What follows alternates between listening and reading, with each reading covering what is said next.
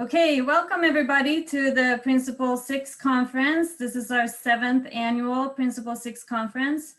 I know that not everybody's here yet, but we're going to get started anyway.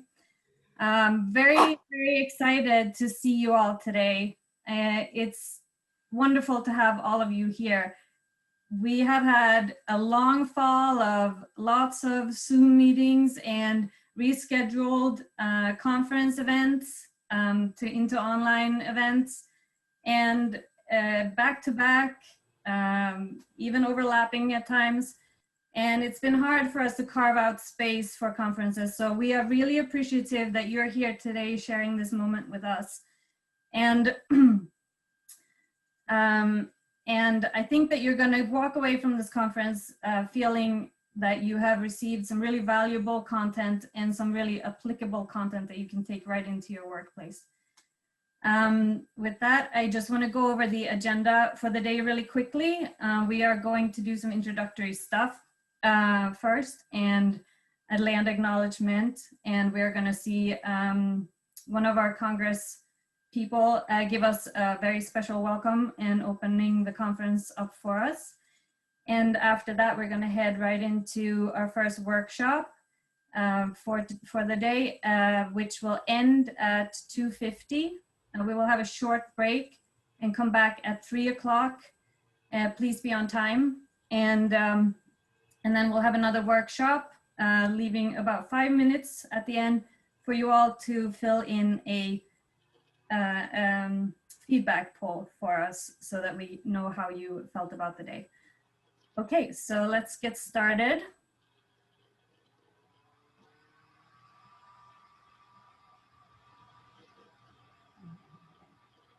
First, I want to highlight the sponsors that made this conference possible.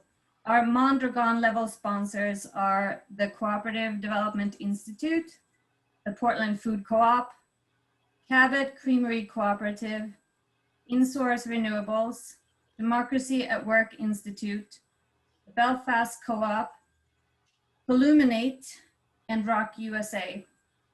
Our Grange level sponsors are Blue Hill Co-op, Seaport Credit Union, the Cooperative Fund of New England, Rising Tide Co-op, Fedco Seeds, Town and Country Federal Credit Union, and Maine Harvest Federal Credit Union. Our Knights of Labor level sponsor is National Co-op Grocers, and our cooperator level sponsors are Maine AFL-CIO, the Maine Department of Economic and Community Development, Rock City Coffee, Community Credit Union, Fair Share Food Co-op, and the U.S. Federation of Worker Cooperatives. Now, just a quick overview of conference guidelines for today. Keep yourself muted during presentations and when others are talking. Please keep your video on if you can. It's wonderful to see your faces. Please display your name, pronouns, and organizations on your video if you're able to do so for networking purposes. Please use the chat to communicate with our tech support if you should need to. Today, Catherine Bessie and Jasmine Jacobs from CDI will help us with that. Yeah, you can find them on the chat. If you need any other support throughout the conference, either today or tomorrow or Friday, you can email me at emmy@maine.coop. I would also invite you to email me your name or your organization's name and your contact information with the subject line Pieces 6 business card. We're trying to keep the networking aspect of this event alive, and this is a way for us to replace our interaction and business card sharing that we might have at an in-person event. So if you send me that information, you will be put on a list of contacts that will be sent out to all the contacts on that list. For our workshops today, please listen when others are talking. Please do not interrupt presenters or fellow cooperators. Be understanding. Not all of us come into this space on equal terms, especially nowadays. Be curious and ask a lot of questions, but during our Q&A sessions. Be curious, ask lots of questions. I'm repeating myself. Be aware of time, come back from break on time, and try to be concise with your contributions and your questions. Now, I would like to introduce Azenaida Pedro, one of our steering committee members, who is going to guide us through this very special acknowledgement. And Azenaida, could you just introduce yourself first, and then I'll share my screen again. Okay. Hello, everyone. My name is Azenaida Pedro. I live in Lewiston, Maine. My pronouns are she, her, and hers.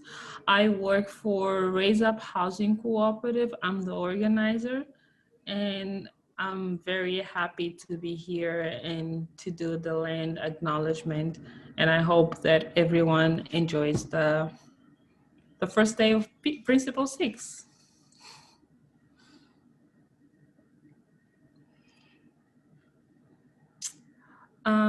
I would like everyone to close their eyes, and that as I read this land acknowledgement, that everyone is aware of their space and that we are aware of where we are standing right now, that it's a land that belonged to a group of tribes. So we recognize and honor the current tribes who comprise the Wabanaki Confederacy, the Penobscot, the Passamaquoddy, Maliseet, and Mi'kmaq peoples who have stewarded this land throughout the generations.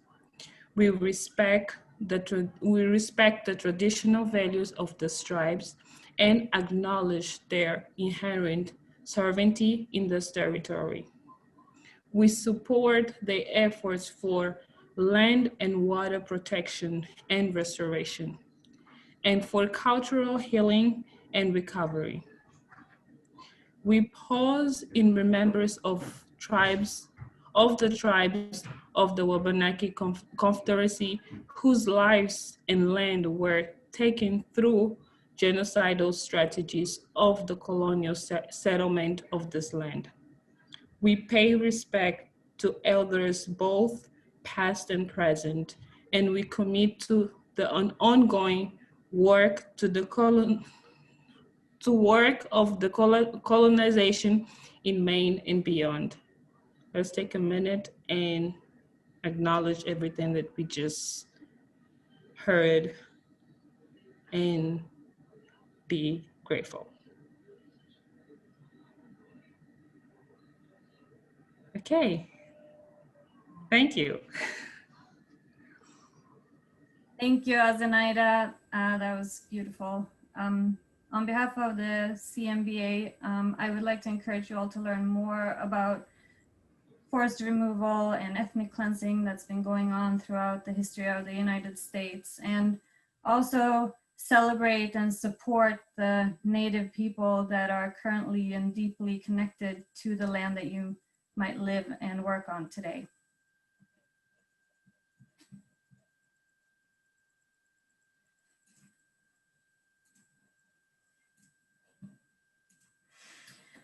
Now, I would like to give you a quick overview of the Cooperative Maine Business Alliance. Some of you might not know what we do. So we are, CMBA is a statewide network, multi-sector network of co-ops and cooperators in Maine. We were formed as Cooperative Maine in 2007 and developed into CMBA about 3 years ago at Principle 6 conference, actually. We're network that supports peer-to-peer mentorship, networking, education, and advocacy. And we facilitate co-op to co-op connection, most notably through our sector conversations programs and our mentorship programs. We also pull together resources for cost-sharing efforts, such as joint marketing for our co-op members. Most recently, we did a full-page, full-color ad in the MOFGA Fair Guide that all of our members were able to pitch in on and share the cost for that beautiful ad. We also support and encourage movement building through offering support with direct advocacy for co-ops and the networking between co-ops.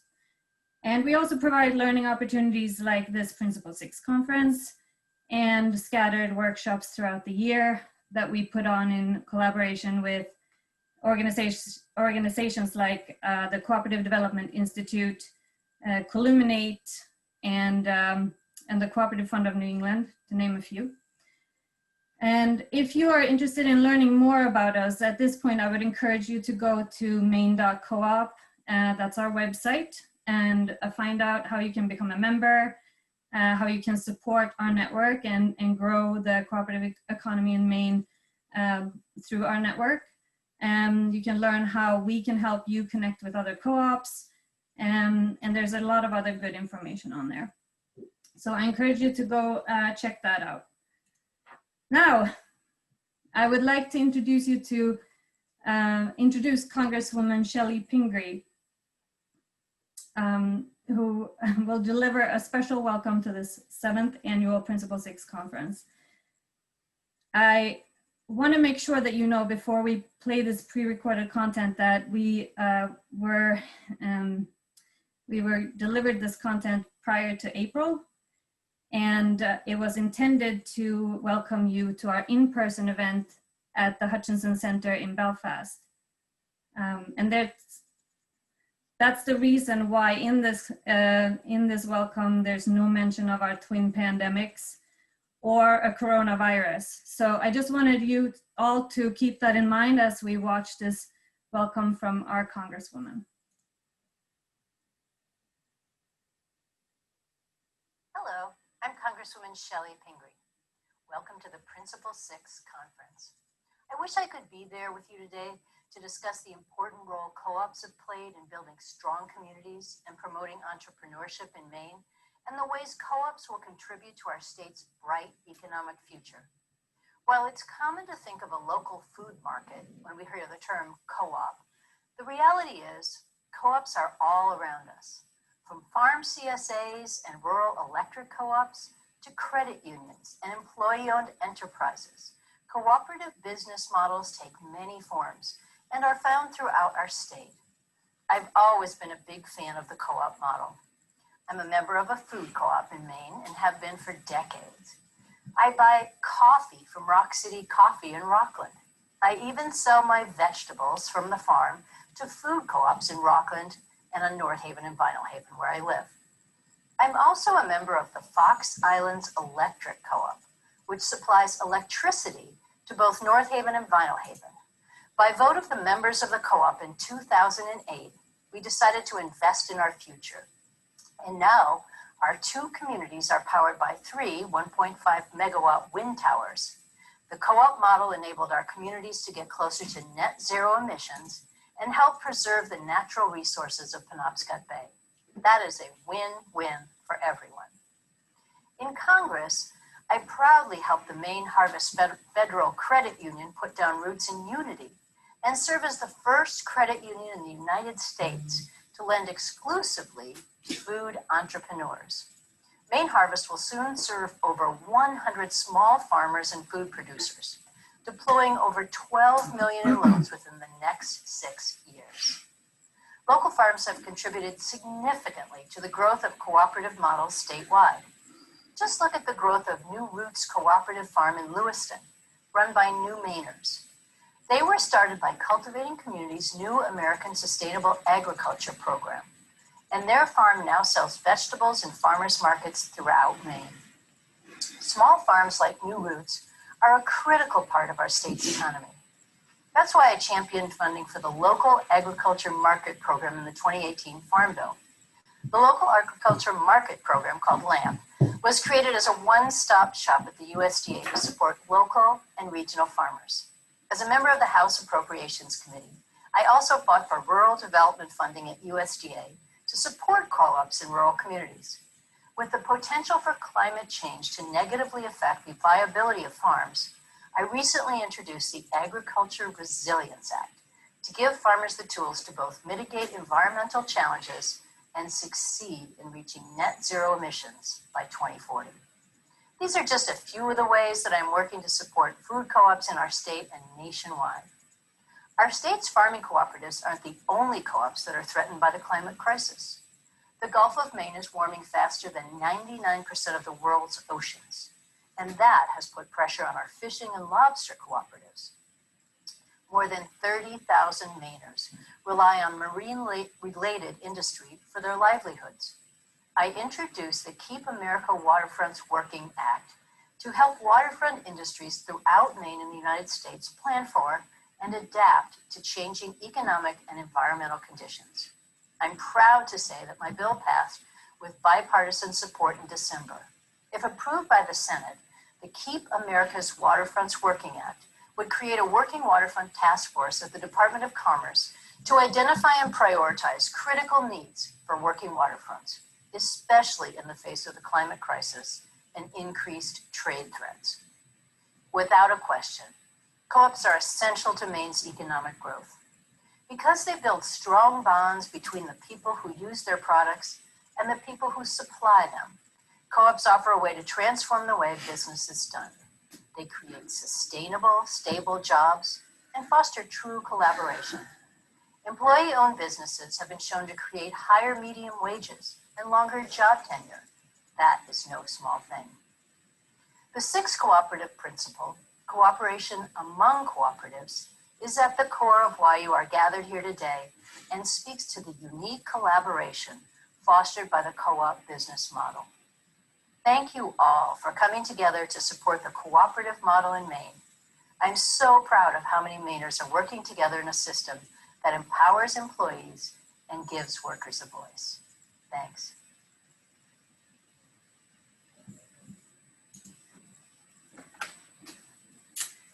Thank you, Congresswoman. As the Congresswoman mentioned, Principle 6 is at the core of why we're here today.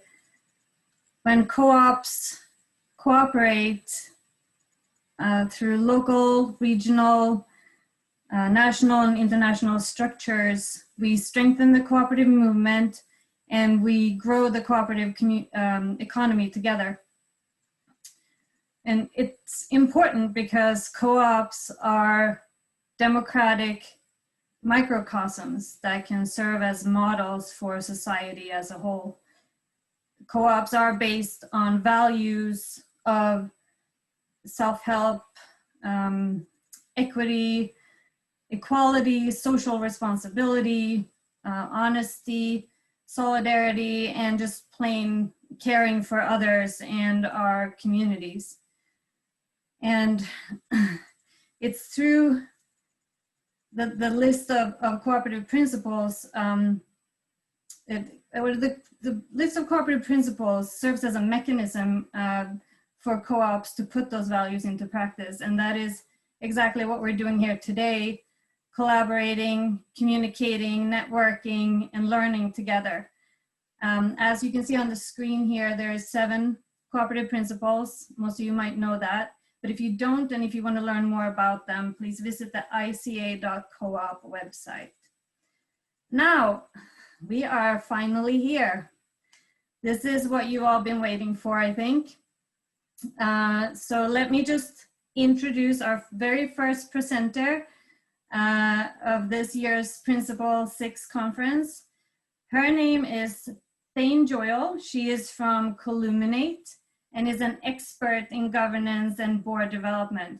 She is very funny and she is engaging, and she will provide you this wonderful workshop that she has put together. It's going to be very interactive and exciting, I believe. Welcome, Thane.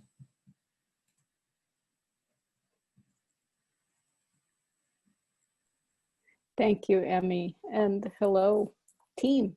It's wonderful to see you, and it has been so exciting to see this conference grow. I am very sorry that we're not all together, but if we can't be together, I was kind of determined that we were not going to just sit here and talk to a talking head on the screen, because I have done that an awful lot since March. So we're going to try to do something different. I am really grateful to 3 of my colleagues who have volunteered to be part of sort of a different kind of a workshop. So thanks to their creativity, I'm going to go ahead and share some slides with you here. I just want to make sure that I have my slides. I do. Let's share a screen here so I can show you. I want to tell you a little story. Once upon a time. So let's see. First, let's get the slideshow going. Yay. So here we go. Can I tell you that you cannot find, if you go looking for free open access pictures of manufactured housing communities in Maine, you can't find any. So this one is in Great Britain, but at least it's on the same latitude as you are. What I wanted to do today, with help from Joe Marafino of Democracy at Work Institute, Molly Snell-Larch of Columinate, and Doug Johnson from the Belfast Fast Food Co-op, is share with you a mystery. So Joe had the inspiration that we could be interactive by presenting something of a whodunit, or maybe it's a whatdunit in this case, mystery. So it's an adventure. So I want to introduce you to your roles because first of all, I'll introduce the players. If you have the gallery view on, maybe you can see the actors here wave to you in character. But I would first like to introduce Joe Marafino as Timothy Thistle, who is a board treasurer of a community, who I'll describe in a minute. But Joe, if you can wave from wherever you are in that.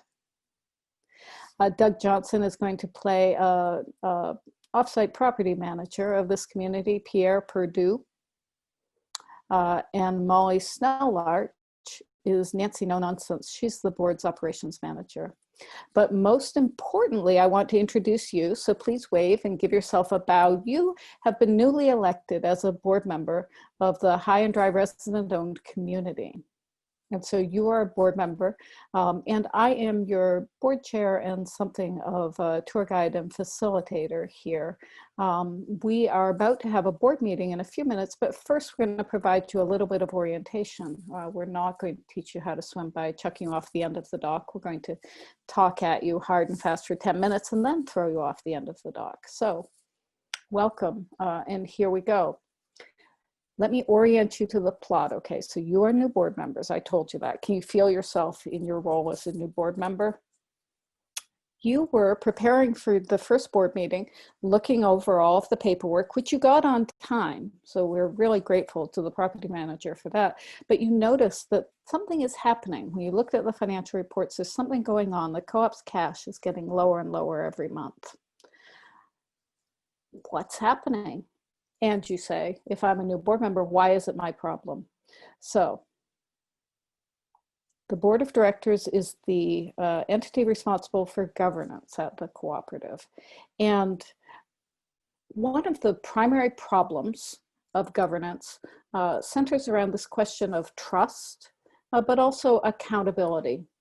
So think about for a second, you'll often hear a board of directors described as having a fiduciary relationship.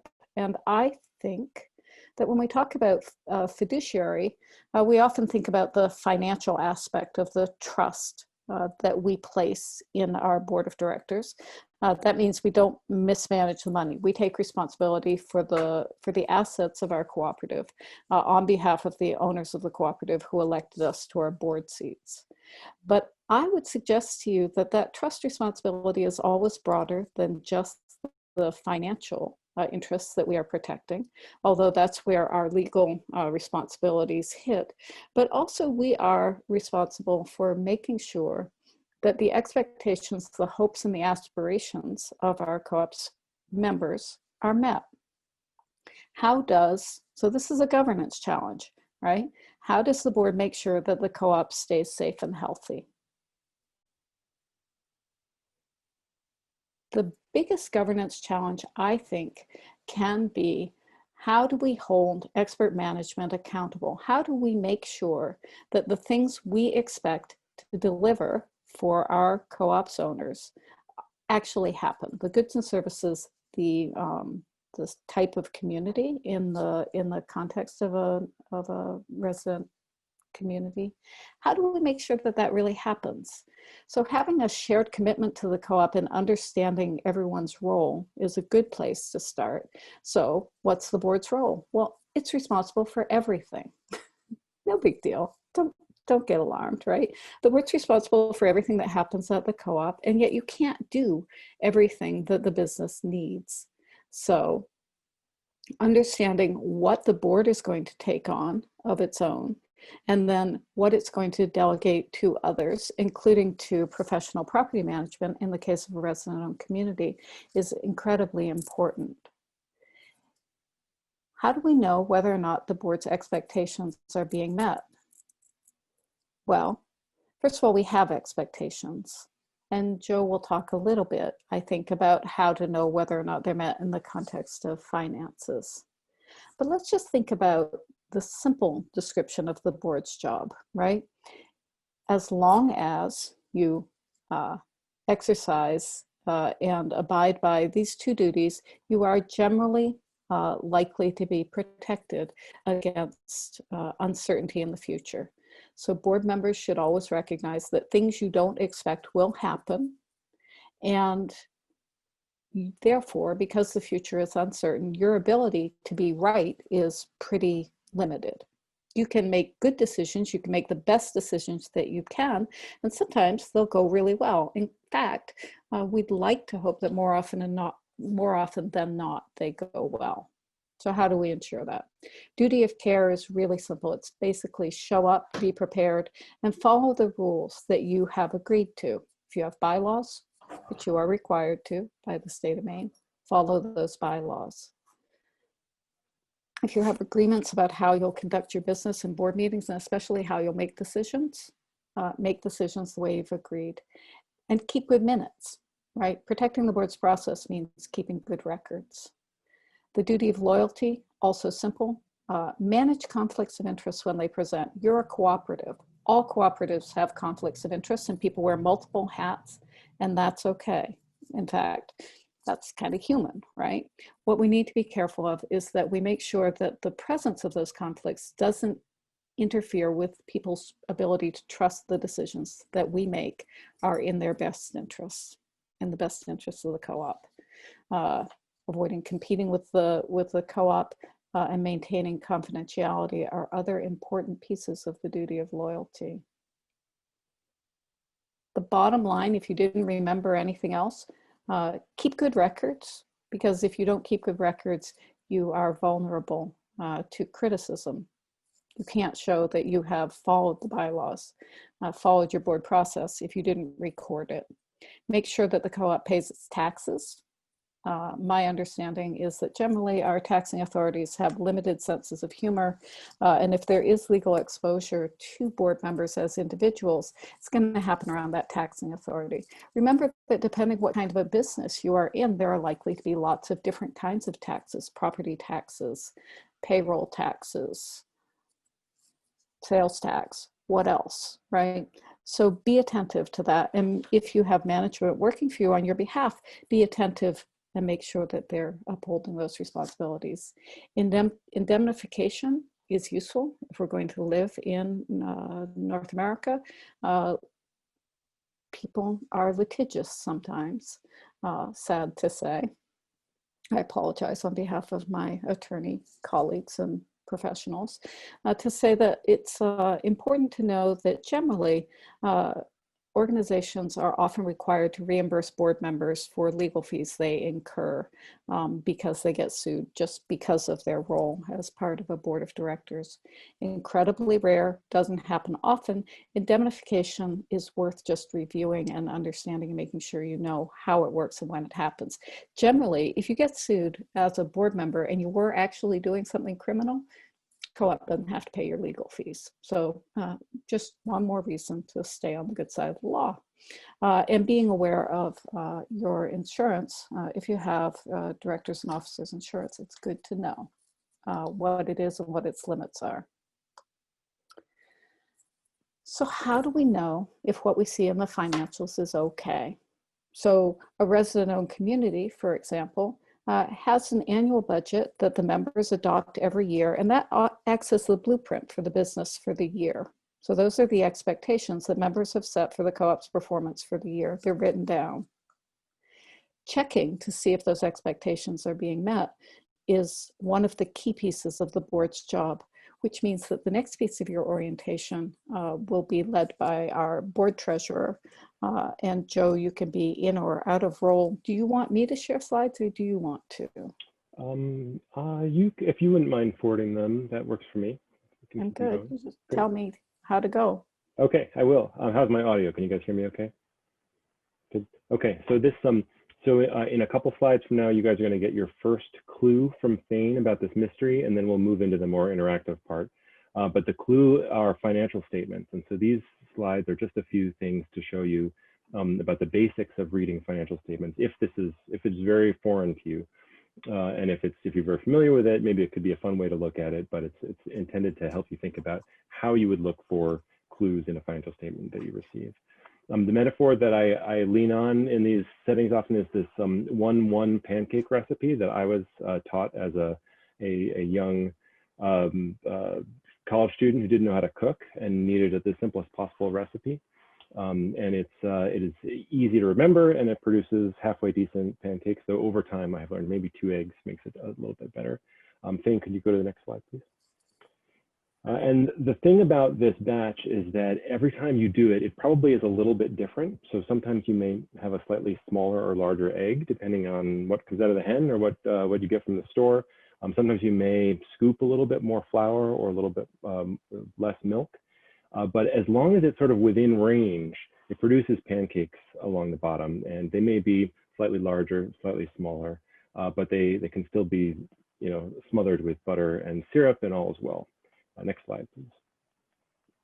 So the thing you really want to be watching for if you are regularly making pancakes is whether there are trends, whether for some reason you are scooping more and more and more flour each day, or whether for some reason your eggs are getting smaller and smaller and smaller each day. Because if that's happening, then the bottom line is not going to be good. That you're going to produce something which is not pancakes, and that could be a problem for eating breakfast in the morning. So as you look at the first clue, the financial statements, that's, or think about this mystery, that is one of the questions that you should be asking yourself is, have things been changing over time in some way that we can discover, either through looking at the financials or the interviews that we have. Next slide. So where this maps onto finances is that each period is a little bit different. So every day you might have slightly different pancakes. Every month you might have slightly different bottom line, slightly different profit and loss, every quarter, every year. And the goal is to try to make sure that it stays within a reasonable range, and to look for those things within the statements that are trends and changing. For instance, look at this pancake trend for the week. Do you see anything that is a trend versus just kind of going up and down? You could look at it for a moment and see if you can spot the thing that is regularly changing. I won't tell you what it is, but probably if you're looking closely, you can see something like that. Next slide. So now we'll move over to thinking about the numbers, and just, there are 2 significant financial statements that you'll see if you are looking as the treasurer or as the board. One is the profit and loss statement, which has sort of a recipe for profit coming out the bottom. So, you scoop in some income, subtract out some cost of goods, subtract out some labor and expenses, and in the bottom line, you should have a certain amount. If one of these numbers is changing really significantly, there won't be pancakes at the bottom, so to speak. There won't be profit at the bottom. But as long as they're sort of in range, all of them can fluctuate a little bit, and you'll still have something good.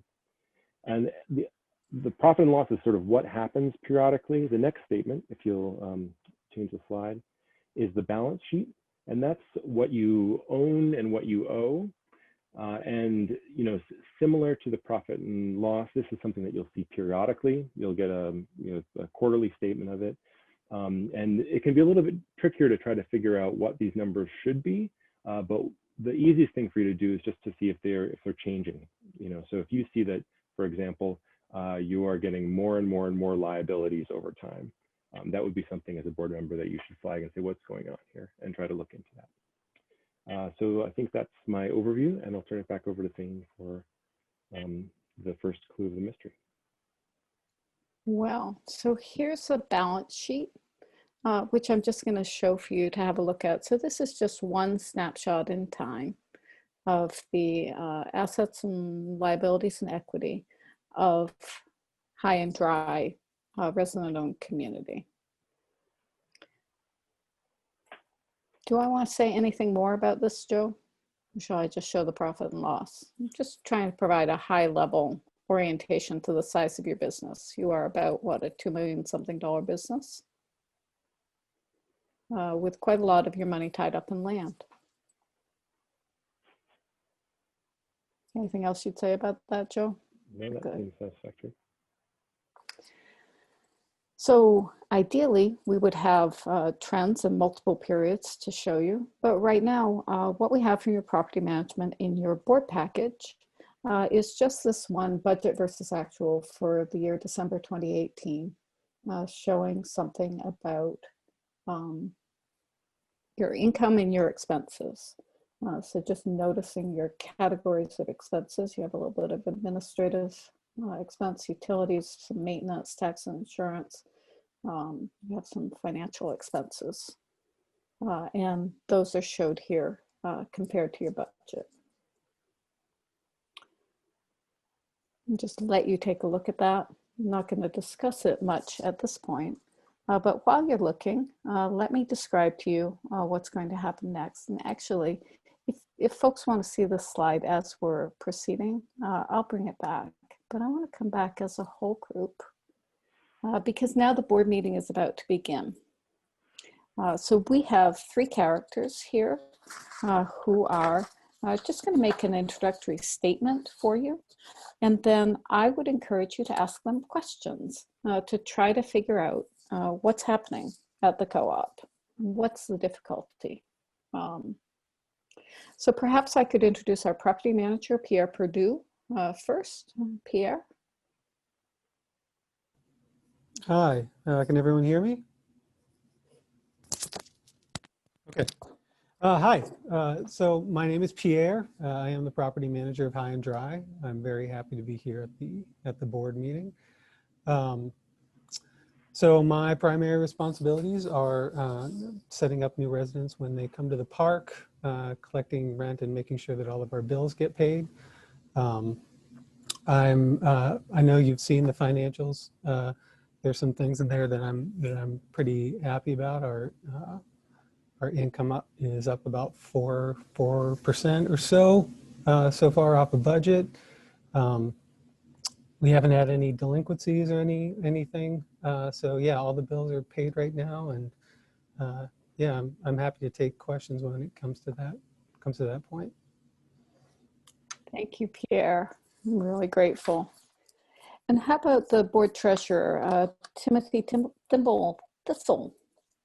I'm Timothy Thimble Thistle, and my job as the board treasurer is to set the budget and then also to explain to the board anything that's going on financially. As you probably saw, we're not quite going according to budget this past month. And if there's one thing that I would try to explain is that you just can't trust the government. That's the first place I would look to any of these problems. And I think that they're a thorn in our side, probably trying to get rid of us. And so if you're looking for the problem, that's probably where your answer is going to lie.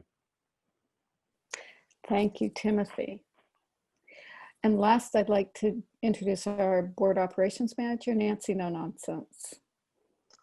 Hi, everybody. Nancy No Nonsensey here. I'm the operations manager at High and Dry, which basically, as you all know, because you're on the board too, means that I maintain the infrastructure. So I make sure everything is just ticking along as it should in that regard.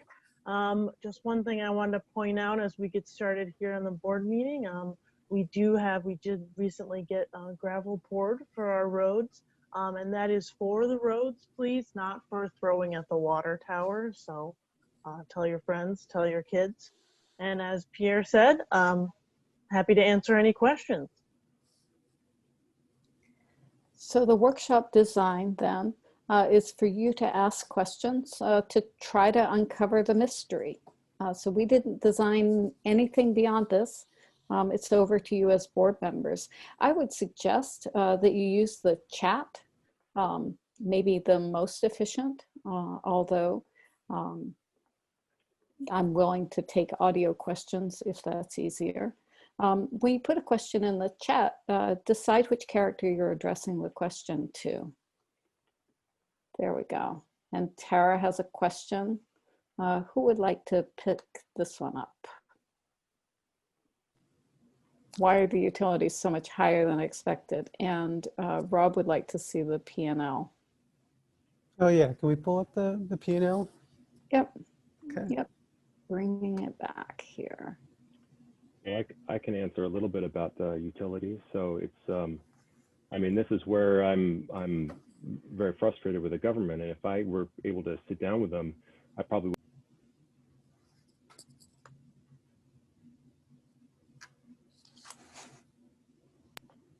I got muted there for some reason.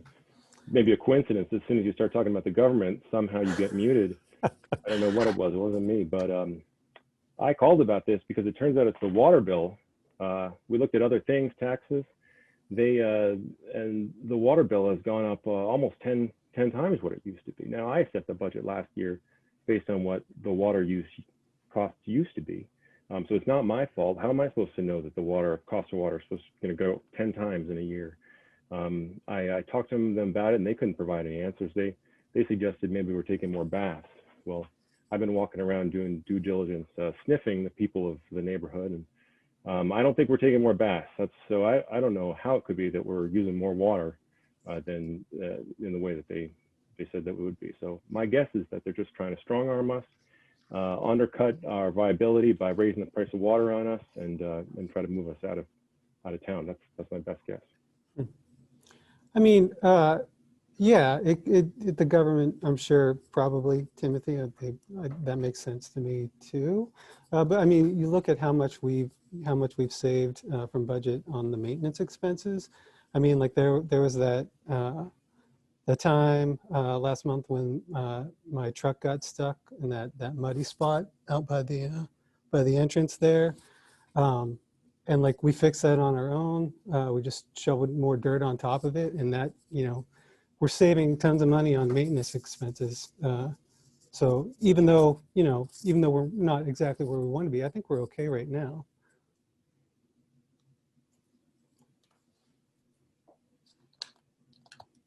Other questions?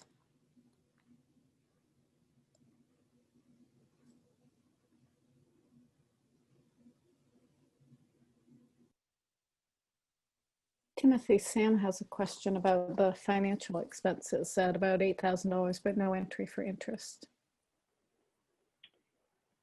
Oh, I'm pretty sure the interest is wrapped into that financial expense. I think that's right. Also, right? It's just a subcategory of the financial expenses, so it's in there, and that's right on budget. I appreciate that the maintenance expenses have been lower than than budgeted too. That seems really positive. I myself have been able to save some costs. I remember a couple of years back, I contracted with a company to lay the pipes around the neighborhood and found a very low cost person, did it very quickly. I care about low prices too, but I still don't understand how water could be so expensive right now. Rob has a question that maybe Nancy could answer about the stuck truck. We did actually, now that you mention it, Rob, we did have a few really muddy spots in the road it started last spring, which was pretty normal for us, but then it just never really dried out. And I can't say for sure why that would be. But yeah, Pierre got stuck in it a good few times coming in, doing his inspections. So that was a tricky spot for us. Tricky spot for you. It's a tricky spot for me. Maybe the soil is taking longer baths than it used to. Sam is asking about our long-term debt. Timothy, are you able to speak to that? Let's see. What is the specific question? If you have long-term Just debt, who provided it? Who provided the debt? We borrowed from Cooperative Fund of New England. They seem nice, you know, flexible. They creative with collateral. So I don't know if you have more questions about that, but they seem like on our side. Mm-hmm.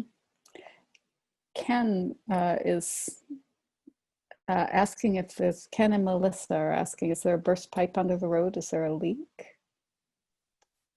Well, you know, Ken and Melissa, we did have, you know, after Tim got pretty creative there with the cheap fixes on the pipes, we did have a couple pipes that broke during that big frost last winter.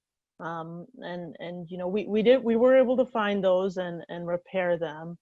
But I suppose that if a couple broke, you know, it wasn't near the muddy pit where we had repaired them last spring, but I suppose, you know, if they broke in other spots, it's possible they could have broken in more places that we weren't aware of at that time. Deborah is checking. We haven't adequately answered the question about what the financial expenses are. I compressed a sample balance sheet and profit and loss, Deborah. If I recall correctly, the financial expenses had to do with debt service.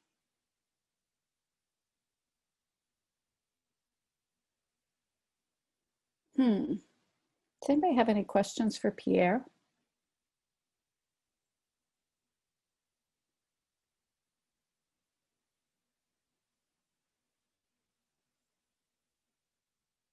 Pierre, you said we were right on target, that you're paying all the bills on time, is that right?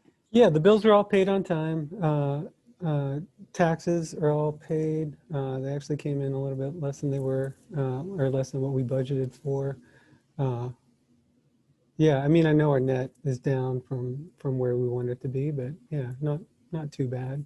I think we can make it up, especially with the increase in income, as long as we can figure out what this why the damn utilities are so high. Jeannie has a question about the admin expense being so far below budget. Nancy, do you happen to know? Yep, if I'm recalling correctly, Jeannie, that was because we had previously mailed all our monthly newsletters to every household, and we switched that over to all email. So we've been saving ourselves a lot of money on postage and printing. So that's been great.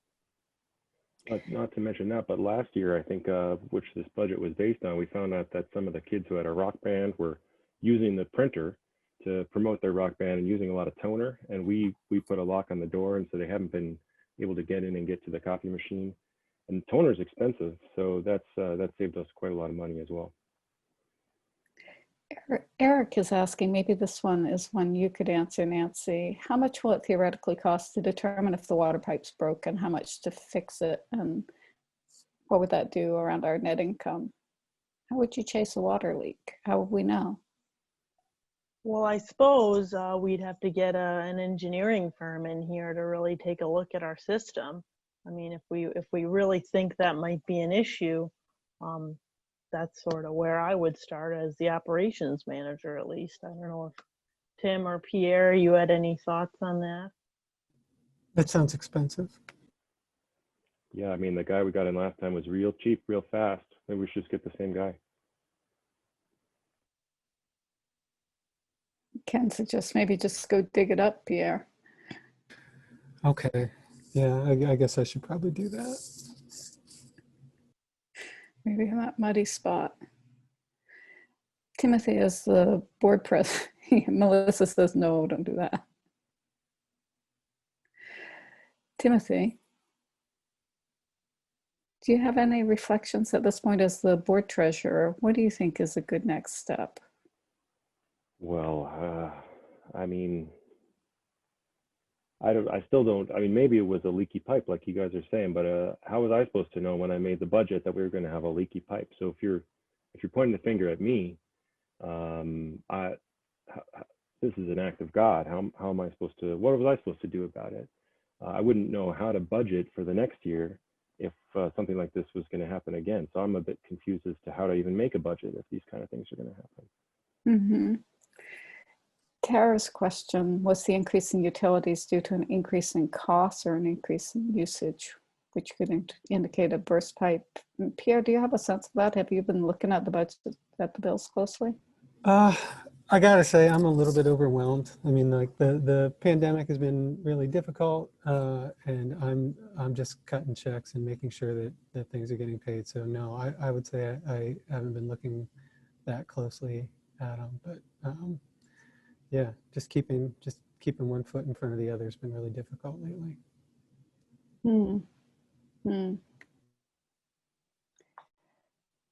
What do you all think the co-op's bylaws might say about spending money outside the budget? Should we have had member approval for that high utility bill?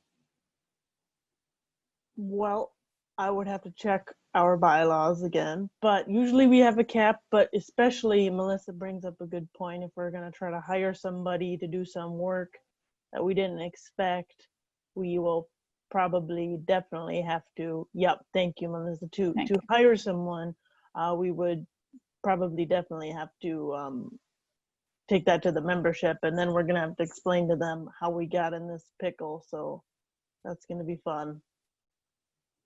Mm-hmm. Well, it sounds like the board would like a little bit more information, Pierre, and like to go out and check. Maybe Pierre and Nancy, you could take on an inspection of the property and maybe get in touch with somebody to see if there is a water leak, and if so, get a plan to the board to address it. Does the board think that would be a good?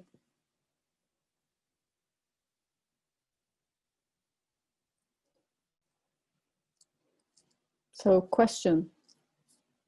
So I think we might have solved the mystery. Do people feel satisfied that we have come up with a problem? Sam, I'm going to come to your question kind of in a summary way, because it's a good summary question.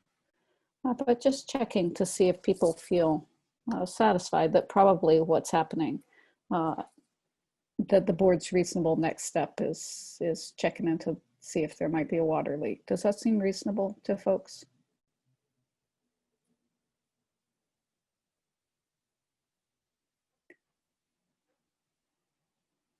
Eric's given a thumbs up. Jade's a thumbs up. Yeah. Deborah says it's a good start. Nice. Well, so there you go. Good job. So you figured it out. But it's actually not necessarily as easy as all that. First of all, there was a lot of distracting information, which is the real deal in boardrooms, right? Usually the most interesting thing is not always the most important thing. And Timothy was providing a whole lot of good information and good distraction there. So I would like to open up for a little more broad discussion. Our thought was to send you all to small groups so that you could talk to one another about what you saw. Sam has a good question in the chat. Do the bylaws provide ranges of responsibility and accountability to managers for their operations? And there's a lot of variability in what co-op bylaws say about, first of all, it's usually a very broad statement. The board is responsible for hiring management if it's going to have management in the co-op. And then it's often left to boards through policy or through budgeting to set expectations to hold those managers accountable. So figuring out, that's one of my teaching pieces here, is having a system and having expectations is a really good plan if we're going to be able to effectively hold our those who are doing work for our co-ops accountable. Guidelines for board officer positions, especially the treasurer. Nancy, do you want to speak to that? Typically, in a resident-owned community, the treasurer has some enhanced responsibility for reporting to the board, correct? And helping make sure that the board understands the financials? Yep, sort of like the financial translator for the rest of the board of the financial statements, and then assisting with budgeting, as Timothy mentioned. Yeah. Yeah. My thought was to convene us into breakout groups so that you could talk about how you might avoid a situation like this at your own co-op. What can you do to prevent the mystery of the overstressed manager who's staying on top of your payables, so he's paying the invoices, but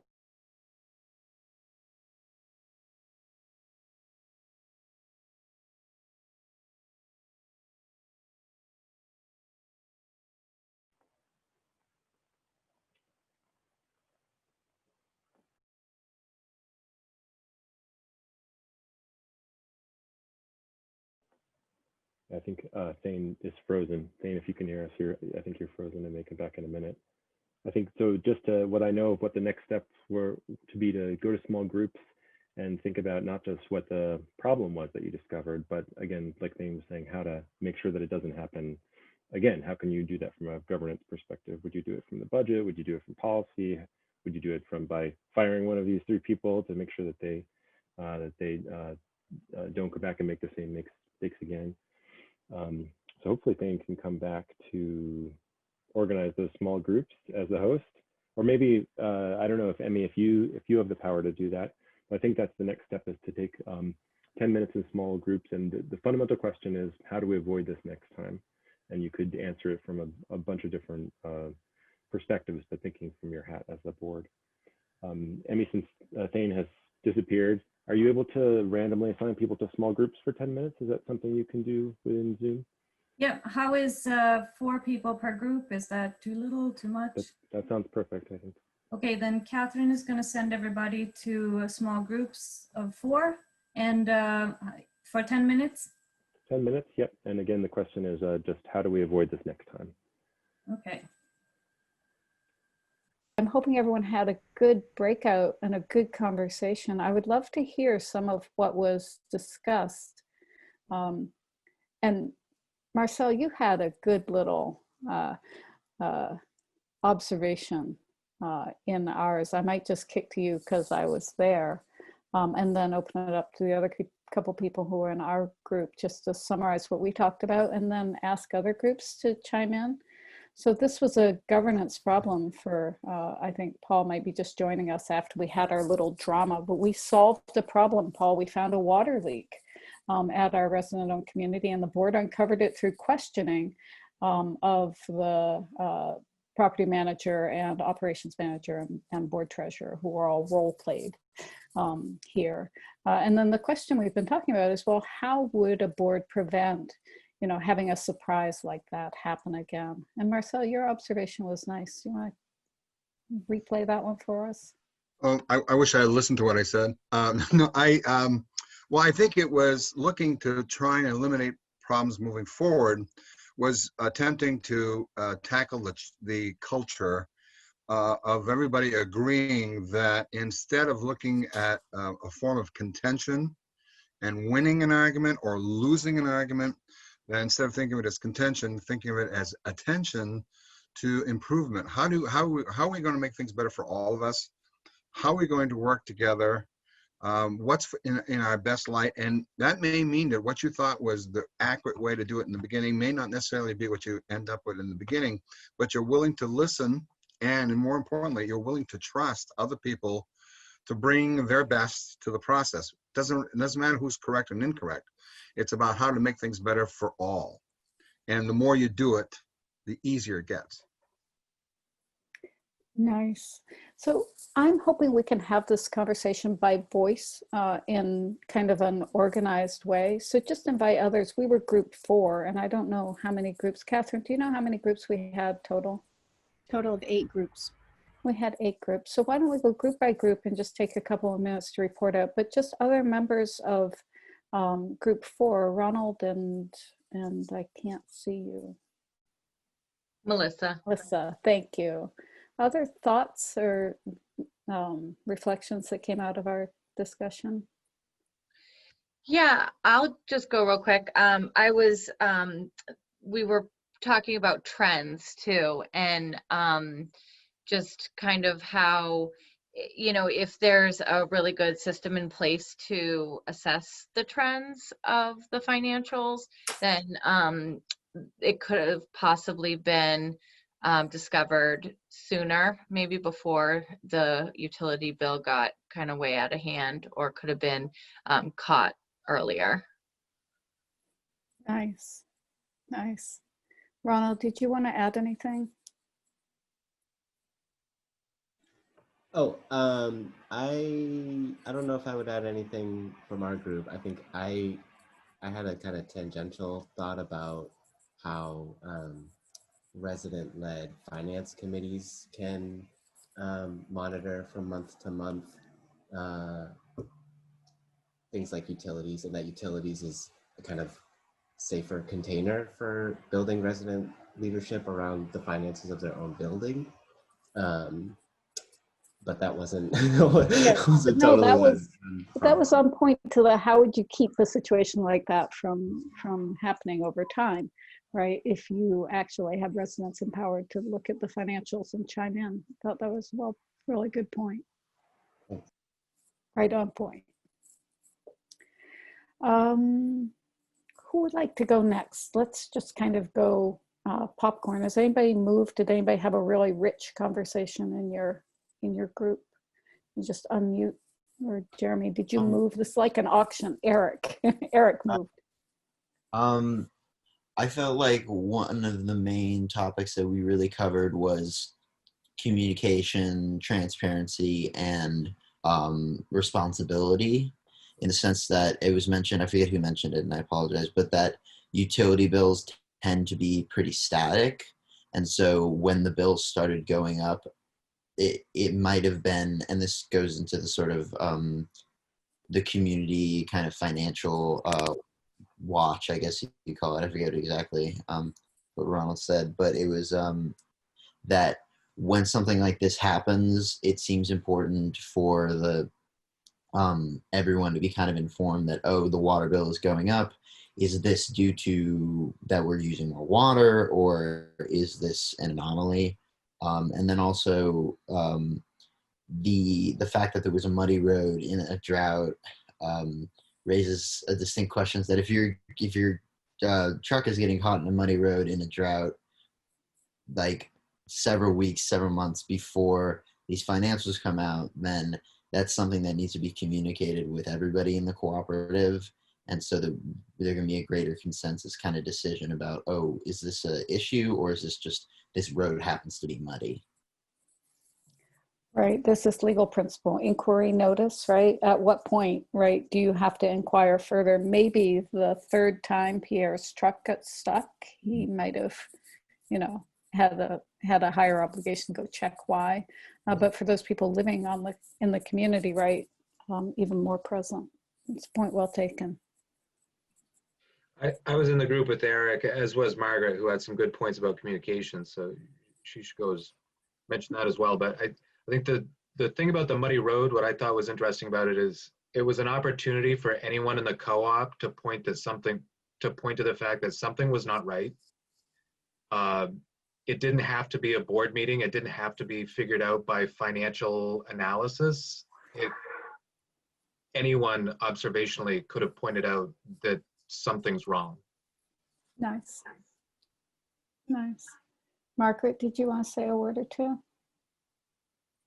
Good. Oh, if you're talking, you're on mute. No, I absolutely agree with them. You know, it's that's why we have when we set up ROCs and communities and co-ops, that's why we set up a communication process.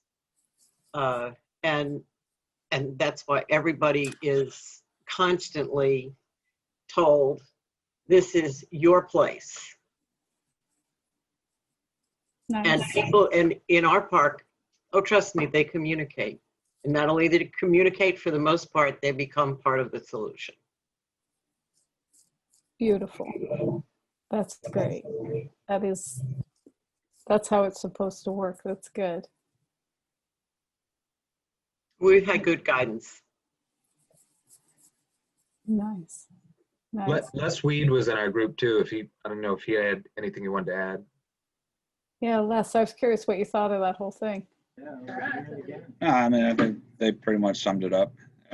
We talked about, trying to get a communication type culture within the organization. So, people, we don't know what, the backstory of that organization, but if there were issues that people didn't feel like they could speak up or should speak up, address those issues and make sure everybody feels inclusive. That's good. Thank you. Thank you. And what you're lifting up, the importance of organizational culture, is a tone that everybody in the co-op plays a role in setting, whether you're in the management, right? And often management has a really important job in setting the tone for the culture. And that kind of trustful communication is something that, if people see it practiced, can be really supportive. But it also, board culture is really important. And that kind of trickles and affects the whole cooperative. So any piece, including members, right, as a whole, can set the tone that you want to see. That's what Margaret also was lifting up. That's good. How about another group? Does anybody else have a really rich conversation you're burning to share? Liz? Hi, my name is Liz Trice. I'm in the Portland area. I'm working on some new construction, limited equity cooperative housing. I, just from personal experience, had seen that when we had a water leak in our building, we were able to negotiate with the water company and get a discount on that. So I thought that was just like a useful, practical thing. And our group said very similar things, just monthly treasurer report, have a contingency fund, board training and financial oversight, procedures for a manager. That's it. Really good. Thank you. Really concise. Indy, did I see you put a finger up? It's like an auction. I can't tell if somebody was just, okay, just checking. I don't want to overlook. Jeremy, you touched your camera again. But are you bidding? Are you ready to share something?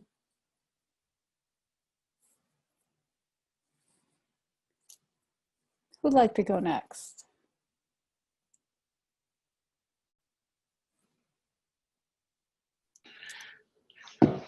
John and then Jeannie? Or actually, Jeannie can go. Okay, Jeannie and then John. We did the same. Okay. All right. No, I was going to say, we had a great conversation and it was very similar to what I'm hearing already, but more along the lines of really just getting more information before the board meeting to really have time to check into things. And we talked about trending reporting, like how, important it is to have a month-to-month comparison so that when things are, it's not, sometimes one number seems like, you can't tell a lot from 1 month's number. Sometimes you have to look at a subsequent amount of numbers. So, but it was, yeah, much of what's been said here today. Nice. Nice. Thank you. John? Yeah, we had a conversation about expectations on sort of problem solving maybe, or how you bring things to a board. That maybe it's not enough to come to the board and say, wow, our water bill is 10 times more than it was last month, without already having done a little bit of diligence, a little bit of investigation. Don't just bring a problem, either bring next steps or bring a solution. And sort of we thought about raising the bar for anyone who's a member of a co-op or a staff member. That that piece of ownership of don't just point out a problem, but put some time into what are the steps we should take to actually address this. But specifically for a property manager, we thought to understand, I know there was a piece thrown in about being overwhelmed and all of that. Still a utility bill that is 10 times higher than it normally is, that should just be an immediate red flag for anyone writing checks that there's something going on. I don't know if any of us in our personal lives would not notice that our electric bill just quadrupled and didn't at least notice it as we were paying the bill. So there was an issue there around expectations. There we go. Very good. Very good. Other reflections? We're going to move from this into a broader sort of question and answer session, sort of stump the consultants on your governance questions. Deborah? Oops, and if you're talking, you might be muted still. I was in John's group, and it occurred to me quite toward the end that if there are information flows that aren't happening, or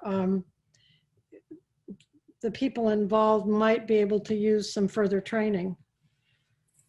And during the session, I didn't realize that the property manager was an outside contracted person, which makes it really ticklish. I mean, you can't really hold that person accountable, but you can look for another property manager maybe, right? Yes, that's right. That's right. And that is ultimately one of the most important jobs that the board one of the most important decisions the board makes. If it's going to delegate any part of its responsibility to professional management, the choice of manager is incredibly important. And one of the most important levers that you have to make sure your expectations are met. Other reflections before we go to kind of an open question and answer period? So my thought, because it's actually rare and exciting that I got to draw this little panel together. And I was very excited about every single person in the panel and on the team. So I wonder, team, if you might just briefly take off your hats and introduce yourself with your day job. I've already outed myself as a governance nerd extraordinaire. But maybe just you could introduce yourself as your role I played, and this is what I really do for a living, and maybe let's just do Joe, Doug, and then Molly. Sure, thanks, Thane. So I'm Joe Marafino. I work for the Democracy at Work Institute, which is a national nonprofit that focuses on worker cooperatives. I've been the finance manager for a large grocery co-op in Ithaca, New York, the Green Star Community Food Co-op. And I've worked as a worker owner of a bakery co-op out in California. And I work on the nonprofit side. Nice, thank you.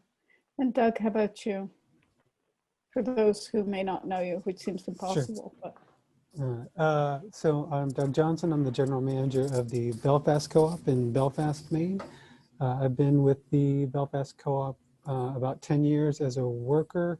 I've been the general manager for the last 5, and before I became the general manager, I was a director for 2 years.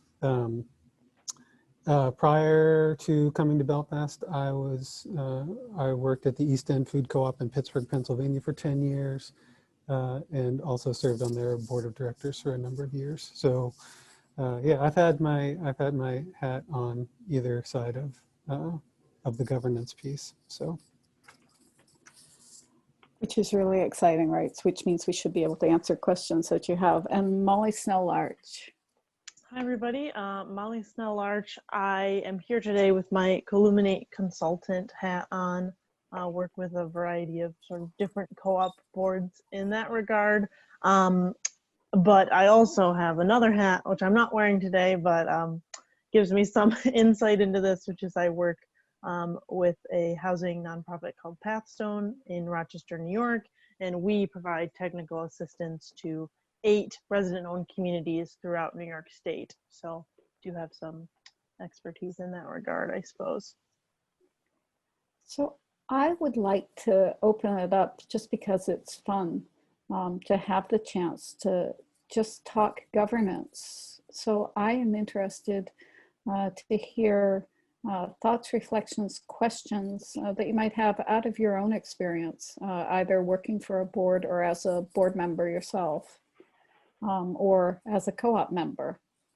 Governance is something that I think of as, you know, I showed the trimaran, the ship that's rowed by many oars at the beginning. Governance is something that's a responsibility of everyone in the co-op to figure out how to steer the co-op, and yet it's tough when you're just one oar.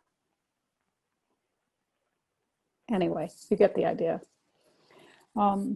Questions, either you can unmute and ask a question. I'm trying to look. Look. Joe, do you have a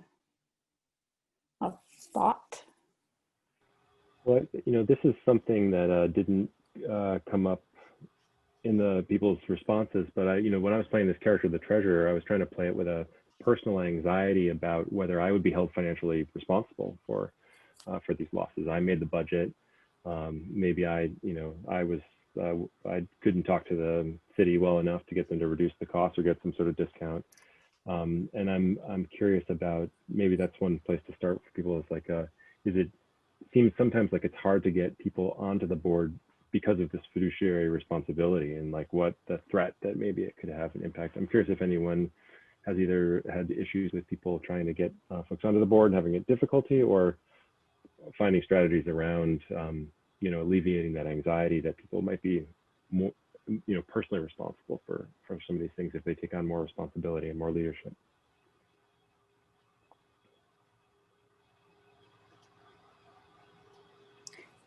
It's a great question, Joe. I have worked with clients, co-op board clients, who at times have been very casual about trying to find board members and recruit board members. And, you know, when I'm in a bad mood, I say that, you know, the criteria for serving on the board is you're a member of the co-op and you're breathing.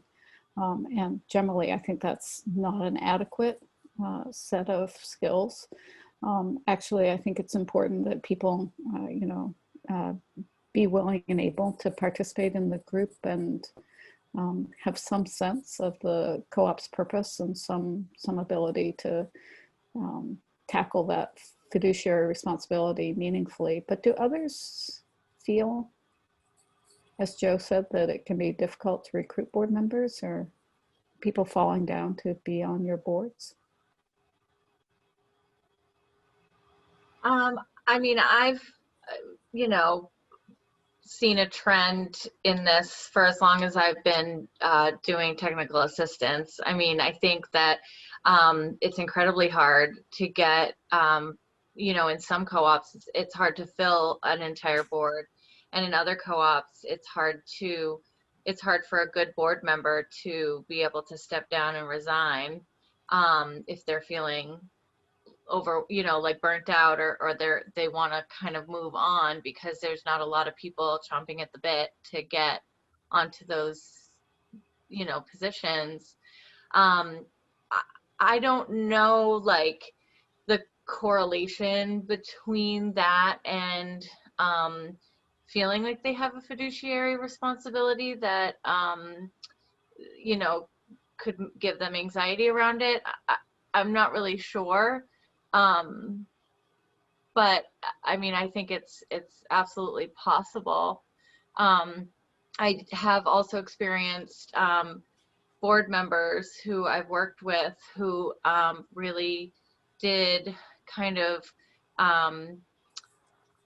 maybe get defensive when things would go wrong, or like if there was a broken, I mean, this is an actual example of a broken pipe underground, and kind of feeling like some defense, like they feel like, you know, people are blaming them for it, and kind of it makes it so that it kind of hinders progress, because you know, to get to the actual issue, you're kind of trying to weed out around the like kind of emotions there, you know. So those are my thoughts. That's good. Jeannie? Yeah, I'll follow up to that a little bit. I think it's important, and I love governance conversations because I feel like the answers are never as clear as they should be. Like, governance is an ongoing process that ebbs and flows, but you know, one of the most important pieces of information that I think I like to carry is that when we're exploring opportunities with new groups of residents, how valuable it is to remember that the members play a role as equal as the board and committee members, right? That there's, and if you can't see that everything falls below the membership, like, it has to be a constant reminder that you're all doing this, or you're all playing a role. This is all a system that works, it's an ecosystem that works together. And it's really hard afterwards, if you don't do that early on, to walk into a group that maybe is disconnected, feeling like the board is really running, you know, it's the board, not the rest of them living there, to pick up those pieces. But it, you know, there's a very valuable piece to also understand that governance ebbs and flows. And, you know, like somebody mentioned earlier about, like, oh, is there a member vote required for this expense to spend, you know, the utilities went over? And I'm sorry, but I had to go in and pull up a set of bylaws, and I've been doing this work for a long time. And I said, oh wait, it's right. If they make a decision to commit, then it requires a member vote. But I mean, there will be times when the budget will be over and that bill needs to be paid. And so, I mean, you really have to use your documents and analyze them and hold them with you. And not every set of bylaws is the same, even if they're rocks. Like, sometimes there's older versions and newer versions. So it's really important to constantly pull that out. And just remember that, you know, we're all trying to move forward, some progress and some engagement. But yeah, there's some good stuff in this governance. First, I'm like, governance, financial. Oh yeah, it's all related. It's good. It's good. Thank you. Doug, did I see a hand? Oh, what was that? It's hard being on the board when you don't have any help from the members, because we have a very small unit, and we cannot get a member to join the board no matter what. And they tell us all the time, well, you guys run the place, so why bother? You know, we have no say. You guys have all the say. And they don't realize that it's their park. It's not our park, it's their park. But they don't understand that, you know, so they don't want to help or anything. That makes it hard. It does make it hard. And I think communication, right? That communication, it isn't sometimes just enough to tell people that they are owners, right? Figuring out how to help people experience that ownership is one of the biggest challenges the board has, right? Exactly, because we got ours and they just don't understand that we're trying to help them. And if it wasn't for us, they wouldn't have a home. But they don't understand that. Right, exactly. Sometimes, you know, when I'm not in a good mood, I think, well, maybe some of those governance systems where you choose, where board service is expected and you choose board members by lottery, yeah, might be okay. Yeah. You know? Sometimes it might be, yeah. And it's just like, well, you get your number up, it's time. Yeah. Maybe that's not such a silly idea. Yeah. Thank you, Beverly. Yeah. Doug, did you have a hand up? Oh, and then I see Rob. Rob, do you want to jump in front of Doug there? Yeah, and I got Leela Morgan back here, but she's not talking. We're glad she's here. Yeah, she's a treasurer. There we go. Yep. Thank you. Thank you, guys. Rob and then Doug. Yeah, I have more of a question. I'm curious to hear from different co-op members, board members, managers, how you have described what it means to be on the board in a simple enough way to interest the average member to do it. I mean, I think that's half the problem. People are like, oh, that's the board. I don't understand what they do. It's too complicated. I can't do that. So I'm curious, who's got an example of describing what it means to be on a board in a way that's actually worked? We have an they trusted any of them yet. Rob's trying to problem solve that for you and come up with a good sentence, I think. Doug or Deborah? Doug I or was, Deborah?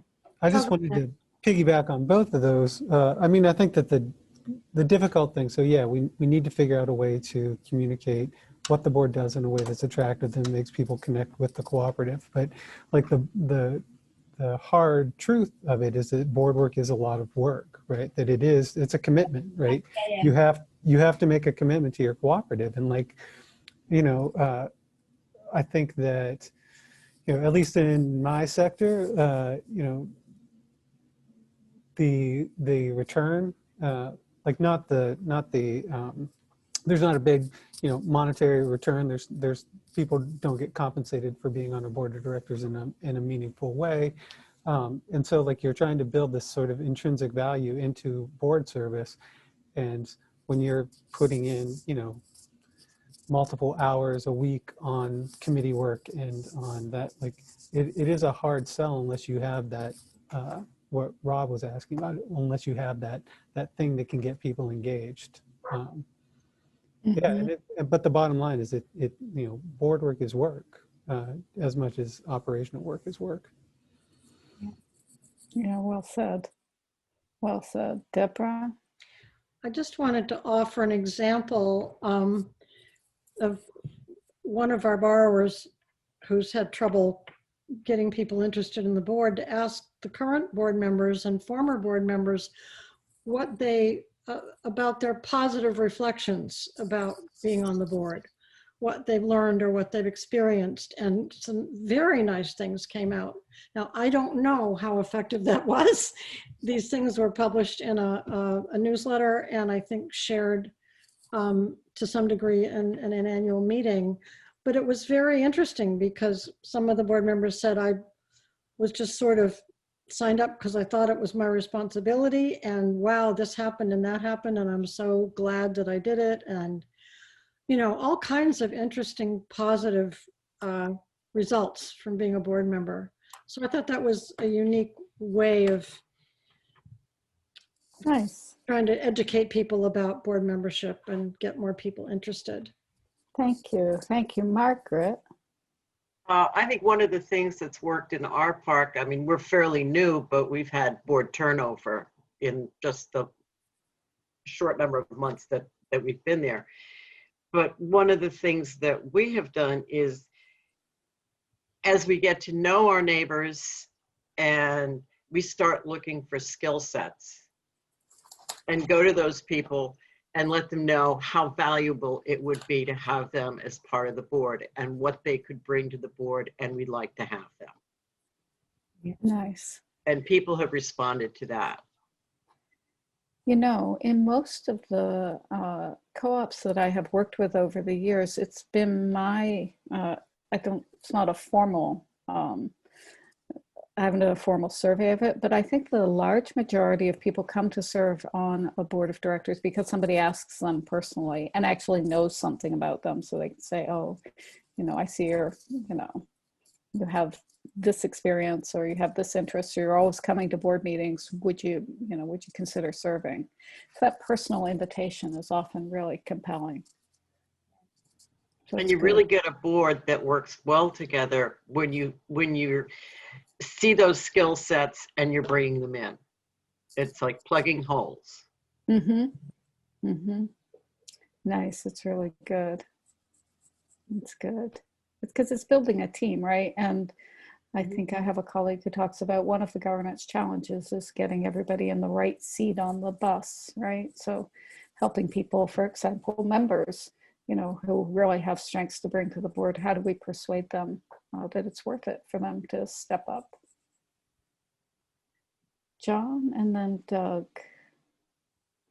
I have more of a question, actually. Just I spend most of my life in the food co-op sector, and I know our boards, there are varying models of board compensation.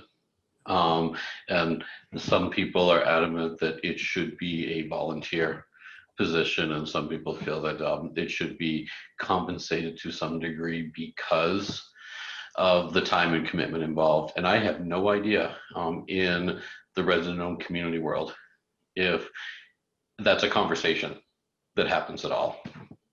And so I'm just curious about that, if anyone knew the answer. I think generally board compensation is not, it's not a thing in resident-owned communities, partly just to maintain the democratic engagement and avoid. Although it is an interesting question, it does, some board members in order to serve do incur expenses. And I think reimbursement, maybe Jeannie could speak to this. I think in some cases there's reimbursement available, but not compensation.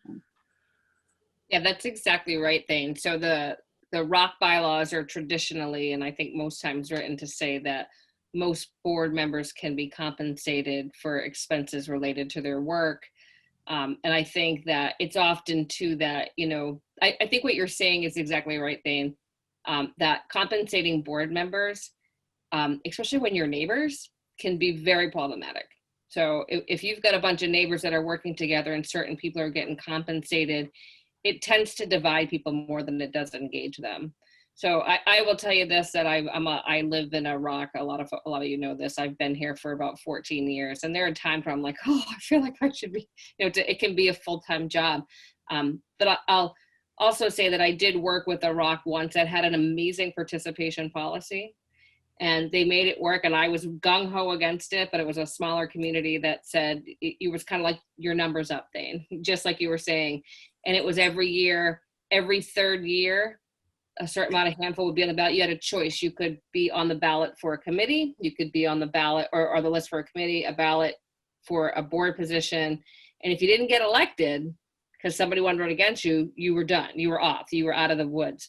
And what they did was at every meeting that a board member showed up to, they drew a gift card for $25 and they budgeted that as an incentive for people to show up to the board meeting and participate. So, I mean, there's been a variety of tools, but again, my coaching behind this is, look, when you're neighbors, it often can be counterproductive to compensate in any realm because people start seeing that it's a power matrix. That power shift starts to be perceived even if it's not real. So it is challenging, and I know it's the number one problem in this work is engagement. I'm sure it's the same in other co-op sectors. You know, getting people to step up and do the work. It's good. You know, sometimes, you know, if I was going to teach a workshop on governance, I might start with the proposition that the board's primary job is to make decisions. And so to the extent that making decisions is the ability to get things done, right, one cell for the role of director, of board member, is that you get to be part of the decision-making group, right? But then the humility of it comes because you're just one piece, right, of the whole. And that can be tremendously rewarding and tremendously frustrating as you try to figure out what the right thing to do is, right, in uncertain situations with imperfect, inadequate information. Emmy's reminding us we have about 3 more minutes before we're going to take a little break and then come back for the next session. So any last questions, thoughts? Presenters, my little group, anybody that had something to say you didn't get to say? I wanted to pipe in to say, you know, one of the things that boards need to do is tackle the problems that no one wants to deal with. You know, look at the hard problems. And it's really hard to recruit on that front. Could say, like, do you want to deal with the things no one else wants to deal with? So having those like complementary things that they do want to deal with, like, you know, making things better in the way that they envision and imagine it. Not that it should be like sort of a bait and switch, like you draw in to do the things they want and then you give them the hard problems, but it's helpful to have people have a balance of focusing on the hard, difficult, challenging, unpleasant things and having some things that really are part of what they want from the place and the improvements that they'll feel proud of. So they have to take the good with the bad. That might be a good last word to end on, unless anybody has anything further. Emmy, I think I'll hand it back to you with thanks. That was fun. Yeah, thank you so much to all of you. It was a great presentation. very different and engaging, and it was really fun to watch the first segment there. And also very nice to hear all the thoughts towards the end here. I feel like a lot of the points were brought up that are important for us all to take into consideration when we think about governance in co-ops. So with that, thank you so much, Thane and co-presenters. And we will take a short 10-minute break and come back on time at 3 o'clock. We are going to have a great deep dive and broad discussion about continued discussion about ROC communities, resident-owned communities, after the break with Jeannie. So please be back on time, and we'll see you all here in, well, it will be 11 minutes. Thank you. We will have a very interesting workshop ahead of us, and it's going to be facilitated by Jeannie Wells, who is a cooperative development specialist with CDI's New England Resident-Owned Community Program. She is deeply passionate about helping people understand the ROC model and helping people become leaders within the ROC, their own resident-owned communities. So with that, I would like to welcome Jeannie. Great, thanks. Can everybody hear me okay? I put a headset on to make it a little more clear. Thanks for that introduction. I won't spend a lot of time introducing myself. I know that many on the call we've met or we know each other. I do work for the NEROC program of CDI.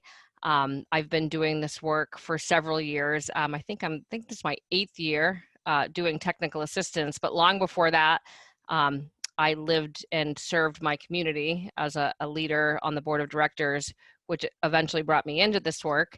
And I want to start by saying that the purpose of the work session this afternoon is really about really giving a broad overview of the ROC model. This is my 4th year participating in the Principle 6 conference. And we've oftentimes brought a bunch of the ROC leaders into the Principle 6 conference. And often there's been follow-up comments to feel like people didn't feel connected to the other sectors. And I think it's because there are some distinct differences with the ROC model. And so we really wanted to plan a time this afternoon that we could highlight some of those differences. And my hope is that when you guys walk away this afternoon, that we've built kind of an advocacy pool. Like, we kind of want you guys to take the information that you hear today, understand the critically important work that ROC USA, the ROC model, and the ROC leaders are doing throughout Maine and beyond. We have some amazing guests today to be part of this presentation. We have Paul Bradley with us, who is the president and founder of the ROC USA model, or I should say the parent organization of the ROC model. Paul brings a lot more experience than I do, and after a little bit of an overview, I will turn things over to Paul to give you guys a broad picture of the history and current state of the union, I like to say.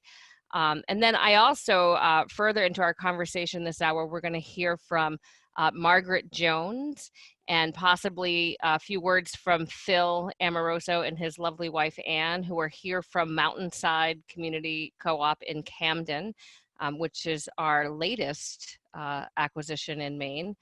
And I think they're going to share a little bit of their story and hopefully connect you to kind of the value behind what they did. So I'm going to start today's session by sharing a video that I have. I have to make sure my screen share is going to work right. I always screw this up and I click on the wrong one. I have like 19 tabs open like the rest of us. So hopefully you guys can all see this and hear it. Let's see. Allow. Can everybody see the video?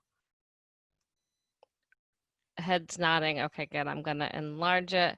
Hopefully you guys, actually I tested this earlier and it worked. So here we go.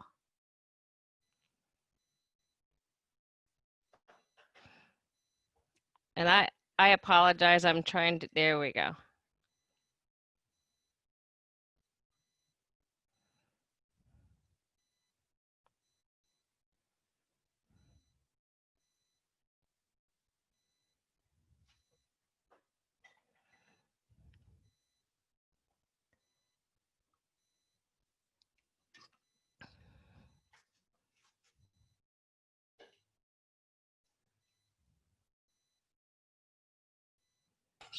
Jeannie, we're not getting the audio. Oh no, let me.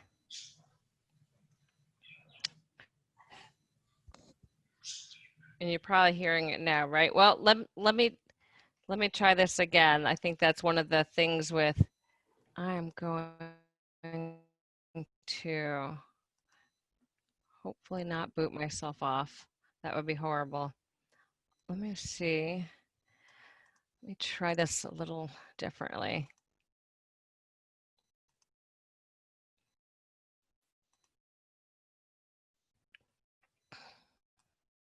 Can you see the video again now? Not yet. I see Thane nodding. Thank you. And how about volume? Can you hear it now? I can't. No. Jamie, there's a little checkbox for share. Often it's right at the bottom of the screen when you go into the screen share for share audio. All right.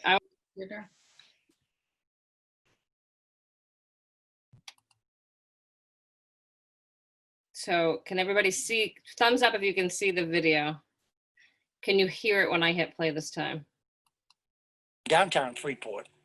My dad had lived there since 1969.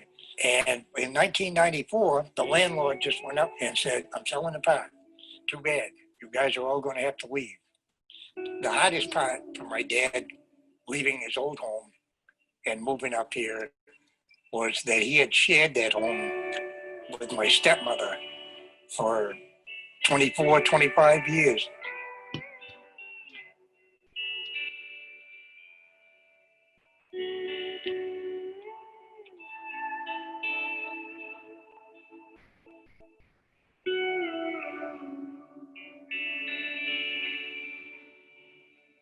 If you own a mobile home, that's your most valuable possession and could be worth tens of thousands of dollars. And you're sitting on a piece of land where you're a tenant at will and could be forced to move at 30 days notice. That's scary. I mean, really, just think about that. You've got all this money invested in a mobile home and you built on porches and decks and whatever. It's not very mobile anymore. So if your landlord decides they want to kick you out, if they decide they want to redevelop the park as something else, or they decide they want to make your rent go crazy, you're really in a very perilous position as a homeowner. The economic foundation to anyone's ability to move out of poverty and advance themselves financially is absolutely based on their ability to have stable, affordable housing. I mean, that's the platform on which you can build a successful life. And without that, it's virtually impossible.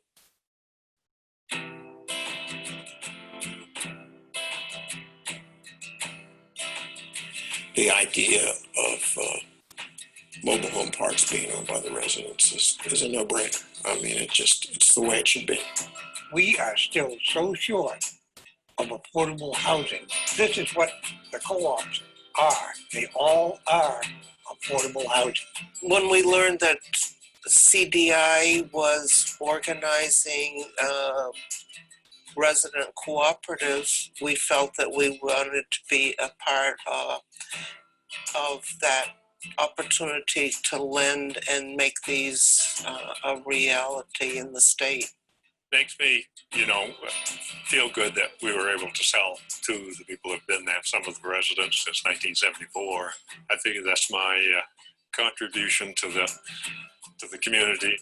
You know what your law rent's going to be. You know what expenses there are. You're more in control of the expenses, and you just have a bigger say. You have a bigger say in the way your life goes. People that live in the park, they own the park, they take pride in their park. That's the difference. Taking pride. You just have to get together as a community and act like a community. Simple. Plus, people in here, if you need help, help you. This is much better because you get to really make your own mind up and choices and stuff here compared to other places. You have to do what they want you to do instead of you sitting down and deciding what you want for where you live. Instead of being run by a property management firm that may be in an office downtown, these are people that live here. They see the things and work to correct them. We approve different projects each month that needs to be done in the park. If we have complaints from other residents, we handle that during the board meeting. I had no idea what I was getting into, but honestly, I think it's one of the best things I've ever done. We sit and we plan, and we better our community for doing it. The changes in the park have already shown themselves. I walk around all the time, delivering paperwork, talking to people. I've actually met 70 of my neighbors. They are fantastic people. We get together, we do little bonfires, cookouts, a garden challenge, community cleanup day, pizza parties. We now have our community building, so we're going to do game nights, movie nights. To be community owned means you're a member. You're somebody, you have value. Your opinions matter. Your vote matters. You have the ability to help people change lives for the better. It works. People are going to be like, where's our money coming from? It's coming from you. Well, who makes the rules? You make the rules. It's your park. If you want something done, you can do it.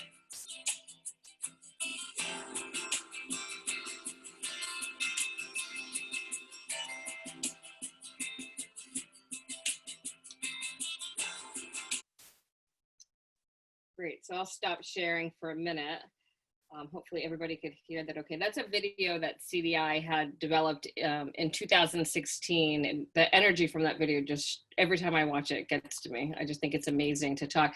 And actually, we're not going to talk so much today about the value of the change that happens once they become a rock, but we do want to spend a significant amount of time talking about why this work is so important today. I don't think there's probably anybody on the call that hasn't been hearing daily news and reading news stories of the affordable housing crisis that we have going on throughout our nation. And in Maine, it's equally as important. So I am actually going to turn things over right now to Paul Bradley, who's going to talk to us kind of how did this get started and why it's so important and what the plans are for the future. So Paul, take it away. Great. Thank you, Jeannie. And I agree. Those interviews in the video are just fantastic and wonderful to see Dale Whitmore featured so prominently, a co-op leader from Maine who is sorely missed and just a wonderful, wonderful leader. So great to be with you all and here on yet another webinar, right? And thanks for everybody's participation. I love the statement by the Housing Trust Director, whose name I'm forgetting, who said that it all starts with stable, affordable housing, and I think that's so fundamentally right on. And really, stability of housing is really overlooked by so many people. And when you have unstable housing, then you really know it, and it impacts kids and families so dramatically. So stable, affordable housing, stable communities, I think is just underrated and overlooked. But that's really square at what we're all trying to achieve. Jeannie asked me to talk a little bit about the history of resident ownership. So I'm sitting in Concord, New Hampshire, and about 45 minutes north of here is a small town called Meredith, New Hampshire. Many of you probably know of Meredith. It's on the shores of Lake Winnipesaukee. And in 1983, there was a 13-home community and a single-family home on a parcel of land that needed to be sold by the elderly owners because he needed to move into the nursing home, and she wanted a lifetime lease on the home. They figured the only way they had to liquidate assets, and they figured the only way they could pull this all off was to sell the community. And being the Yankees that we all are up here in the Northeast, one by one the homeowners went down to the local bank and said, I want to buy the mobile home park.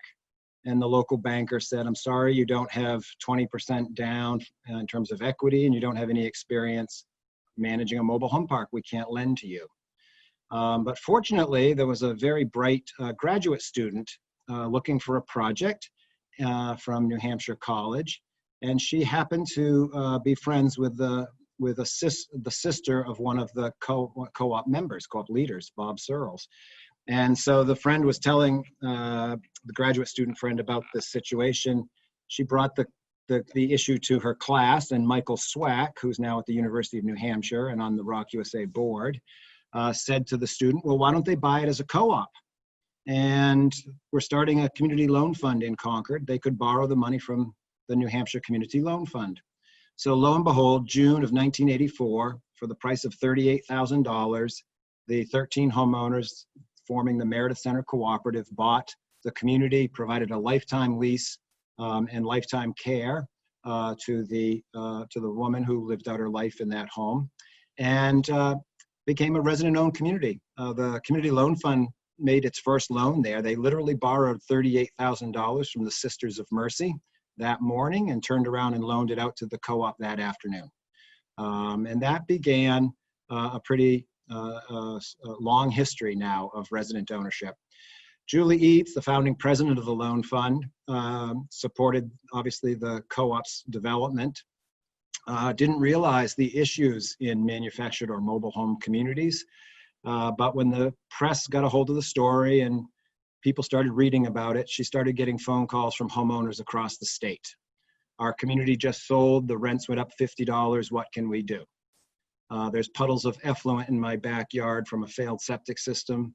The New York City owner won't do anything about it, what can I do? We just got a notice to quit for a community closure. We all are gonna lose our homes, what can we do? And it introduced her to all the issues that we all know so well. And so she began what anyone would, right? Began programmatically planning how could the Community Loan Fund help homeowners purchase their communities as co-ops. And there are two core services to that, providing pre and post-purchase technical assistance and financing. The Community Loan Fund's program advanced pretty dramatically over through the 80s, 90s, and into the 2000s. And by the mid-2000s, it was pretty clear that homeowners not only were doing a good job of owning and managing their communities, but that there was demand outside of the state for this model as well. Recognized at the time, mid-2000s, co-ops in New Hampshire owned about 25% of the communities in the state. That was ushered along in part by a state law called the Opportunity to Purchase Law, passed in 1988, that gave homeowners an option to purchase the property when it goes up for sale. That's a piece of legislation that exists in a handful of states, not Maine, but it certainly could. Colorado this summer just signed into law their Opportunity to Purchase Law. Montana is considering it now, and Minnesota is as well. So these are statutes that get passed and really provide homeowners a choice or an option to purchase the property when the investor's selling it to somebody. The question is whether they're going to sell it to somebody far away or to the homeowners who live in the community. So by the mid-2000s, we had achieved about 25% market share. That is about 100 or so, or I guess it was 88 communities out of the 400 some odd communities, just under 25% market share. And the demand from out of state was pretty strong. We had homeowners, community owners, agency folks, nonprofits calling us from around the country saying, well, how can we support resident ownership in this state? And so Rock USA was created to be that way, to really scale resident ownership across the country. And you see in our model, those two key components: access to technical assistance and access to financing to make resident ownership possible. And that's what we created with our launch in May of 2008. So we have Rock USA Network, and I'm going to go ahead and share my screen well, if it lets me, to put up the map so people can see. This is a map of states that we are presently serving, and the little yellow dots are are each resident-owned communities. You see the Cooperative Development Institute there just off the coast of New England, which serves the New England market with the exception of New Hampshire, which is still served by the Community Loan Fund, or ROC-NH. Each of those affiliates on the map there are nonprofit organizations that provide pre and post-purchase technical assistance and training, as well as coaching to resident-owned communities under the ROC USA brand and consistent with the ROC USA model, which is a limited equity cooperative model. And we've taken care to ensure that this is a model that is adapted state by state and shares basic characteristics, because we're very interested in scaling the training and services and future benefits to these communities by all being organized in the same fashion. So if there's a co-op leader in New York talking with a co-op leader in Montana and Texas, they all fundamentally operate the same, and their conversation is very relevant. We have just recently, and we'll soon announce, but just recently certified a new affiliate in California, and we will soon be certifying an affiliate in North Carolina as well as we enter the Southeast. ROC USA takes its name seriously, so we intend to be in all 49 states with mobile home parks and providing those core services to help homeowners not only purchase their communities, but be successful as owners. So in terms of, and then on the finance side, in Maine, the Maine team has largely leveraged resources from within the state between a CDFI and the State Housing Finance Authority, and that's fine. Where we also have organized a national CDFI called ROC USA Capital that provides specialized financing to these resident-owned communities. So of the 263 co-ops that we have in the network today, ROC USA Capital has financed about 90 of them. So you can see we oftentimes and in many states engage other lenders to finance, and our general rule, our fiduciary responsibility is to ensure that co-ops get access to the best possible financing. This is not a closed system. But it is true, access to financing is vitally important. So many co-op sectors have been challenged by the lack of access to capital. And so we've used our CDFI to tailor the capital to the exact needs of resident-owned communities, and to pair that capital up with technical assistance providers who can be in communities in their states and regions, providing what effectively today still is grassroots community development. And frankly, it'll always be grassroots community development. So in terms of Jeannie's question, in terms of where we're going in the future, we today serve 18,000 member owners across the country, actually in 17 states. The new community that'll come online later this month in North Carolina is a largely Latinx community, and they will be our 18th state. So we're adding one or two states every year as we continue our march around the country. I guess we've made it from coast to coast, so now we're marching around. But that is clearly a part of our future here, is to continue to expand into new markets, make sure resident ownership, when there's an opportunity, that homeowners have access to the resources they need to make a decision whether they want to purchase or not. In terms of where we are headed in the near term, we very definitely have a need to pivot to a more hybrid training model. We've got 36 years of experience in providing in-person training. Jeannie's been one of the leaders in getting us more online, but we clearly, as a training and development system, need to get ourselves to a much more coherent, complementary, in-person and online training system. We do training at both the local level, regional level, and national level. We have a National Leadership Institute for co-op leaders at Southern New Hampshire University every summer. This year it was virtual. But our goal is to integrate the in-person with the online and really create a robust training system so every co-op leader can access that. And as I said, we've paid careful attention to make sure that these co-ops all are fundamentally the same from an organization structure standpoint. And that really is key to scaling the training and development services. The other key priority for us here in the short term is improving property management services. So we have a new position we'll be posting. We're in fact hiring 6 people over the course of the next 8 months. One will be in property management services, not to enter the property management space, but to actually do a better job of selecting, onboarding, and training property managers. And so that really sets the frame. My last comment, you know, no co-op in Rock USA Network or at the Community Loan Fund has ever resold their property, filed for bankruptcy, faced foreclosure, or in any way sold their community. That's over 36 years, 263 communities, and these are all owned by low and moderate income homeowners and run on a democratic basis.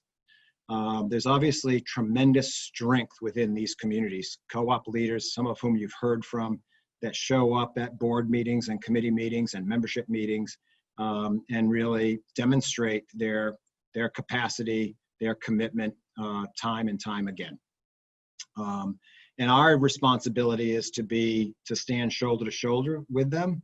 So when challenges do arise, we're there to help them over any rough patches. And that is in fact our commitment to the communities we work with.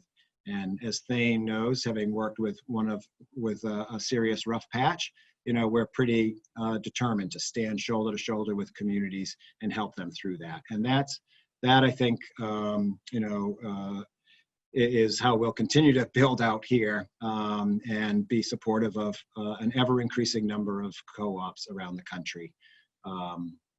So with that, Jeannie, I think I'll stop there and cognizant of time, and we can get into any questions later, I think. Yeah, we'll have a Q&A after we wrap up just a little bit more. So we only have an hour together today, so we want to make sure that we provide you guys with as much as possible. And thank you, Paul, for that. That was great. I don't know why, but I think it's because I live part of the values of the model. Like when I hear it again, it just resonates with me. But I do want to talk really clear about what's going on in Maine, right? Maine is what we're here. This is the Cooperative Maine Business Alliance Principle 6. There are folks from out of state. But I wanted to just take a minute before I introduce you to Margaret, and hopefully you guys here can see this little flyer that I have here. Everyone can read that okay? Thumbs up. It says Maine resident-owned communities. Yes. All right, good. So this is kind of a portfolio of where we have in Maine. And I do want to round back to what Paul said about, we were very fortunate in Maine that in 2008, the Genesis Fund, which is the CDFI that we worked very closely with, actually sought the help from the New Hampshire Community Loan Fund of how to bring this program into Maine. So they were successful in actually organizing the first 2 communities, which were Madomic Mobile Home Cooperative in Waldoboro in March of 2009. And then in April 2010, they helped Greystone in VZ, which is about 58 homeowners there, convert to resident ownership. And if anyone here is familiar with folks from the Genesis Fund, they actually provide a level of technical assistance, but the work that we do was a little, I want to use the word jokingly, traumatic for them. So they really learned that it was a lot to take on, especially fledgling is what I'm going to call them, rocks that, they were new out of the gate. And CDI was coming into the work in 2009, and we were able to take the technical assistance and organizing off of their plate, partner up with them, and they still today continue to provide that access to funding to every community that we work with. So from there, I'll try to go along the map in order. It may not be too successful. I will say that, so Greystone was in 2010, and Rob Brown, who many of you know as our Business Ownership Solutions Director now, actually organized the Brunswick Bay residents in 2012 and helped them get to the finish line and convert to a resident-owned co-op. From there were several that happened pretty quickly. There was Pemaquid Villas in Bristol, in Wardtown, in Freeport in 2015, as well as Little Mighty, our smallest co-op, 13 units, Deer Ridge, all that same year. And in 2016, there were, you saw in the video, Alan Sewell, and he owned 2 communities. It does say Thomaston and Rockland, and if you know Maine, you'll know that they're minutes from each other, not less than 3/4 of a mile up the road from one another. They both converted at the same time. They're very different communities. One is small, one is 22 units, one is 74. We had a little bit of a lull as staffing and whatnot changed in Maine, and we really started gearing up towards really robust training. And then last year, we had a robust year where in early 2019, I was able to help organize a group of residents in Arundel, which, if you know southern York County, Maine, where rents are extremely high. That was a community that was bought by an investor who never stepped foot in the park and who never even signed the dotted line on the sale before he came to Rock USA and said, I would like to sell to the residents. So to put some things into perspective, I will tell you that his selling price was $250,000 higher than what he had purchased it for, which in turn was very alarming to the residents of, you know, the fact that they were paying more than he ever did and he never even stepped foot. But in the long run, the residents, once organized, and our job is we organize folks, provide them with the information of the model and the benefits and the trade-offs, and we empower them to take all of that information collectively and make really good decisions on the future. It's very rare that when it's, you know, unless something unforeseen happens, that folks don't get that this is a no-brainer, right? They're controlling their land for the rest of their foreseeable future, where their home sits, and they're hopefully going to work together to control rents as long as possible. So we were able to do Charter Oaks in, and we closed in June, actually June 11th, and 6 months later on December 11th, we actually were able to close on close the deal for a group of residents in Camden, who are the Mountainside residents, Mountainside Community Cooperative residents, which is our very first 55+ community in Maine. And I just, before we go there, I just also, I don't know if hopefully, because everybody see the flow of the deal now? Are you seeing the right worksheet? Excellent. So I just want to say that, you know, what does it look like when we organize? You know, that we basically do early feasibility, we talk with sellers, we get them interested, and let them know that the sale's very viable for them. They're not taking a concession to do this. We can often come to the table with the same terms as a competing buyer. We organize residents early on in what we call a residence meeting, and we see if they are interested in looking at it. And then they become a membership, they elect the board of directors, and it's an interim board of directors that gets busy doing the due diligence that a normal buyer would undertake. They operate under interim bylaws, which allows them to do that amount of work in the time that the 120-day typical real estate transaction timeline, and then they'll come back through a second and fourth membership meeting to put a final vote on the results of the due diligence and adopt, you know, it's like yay to go forward, but we also need permanent documents, and then we get ready for a closing table. And then often we have a really big celebration. That's a pretty quick overview of the deal, but I think you might enjoy hearing it more from my friend Margaret Jones from Mountainside. Mountainside is a very unique story of resident ownership. I think they're all unique, but I think this would be a very engaging story for today. So Margaret, I'm going to turn it over to you. Thank you, Jeannie. Mountainside Community Cooperative, we're located in Camden, Maine. And if anybody knows the state of Maine, it's the jewel of the Maine coast. We have, we are a visitor destination. We're the windjammer capital of the world, on and on and on. Everybody loves to come to Camden. And as you can well imagine, that means that our property values are right up there.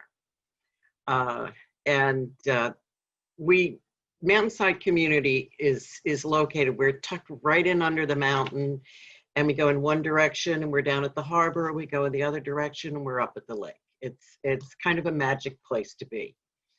And the residents in the community are 55 plus. All of us own our own homes. There are no rental homes. And we all kind of settled in there and thinking what an affordable way for us to go on into our retirement years. And we had an absolutely wonderful owner of the park who took, I mean, he was meticulous about taking care of it. The standards in the park of keeping your home were right up there. And we just all were just so happy to pick up a phone and call, Stuart, we need you to do this. And then one day we got the letter that Stuart and Margaret were going to retire. And we were all kind of thrown into a tailspin. And what were we going to do? What did we want to do?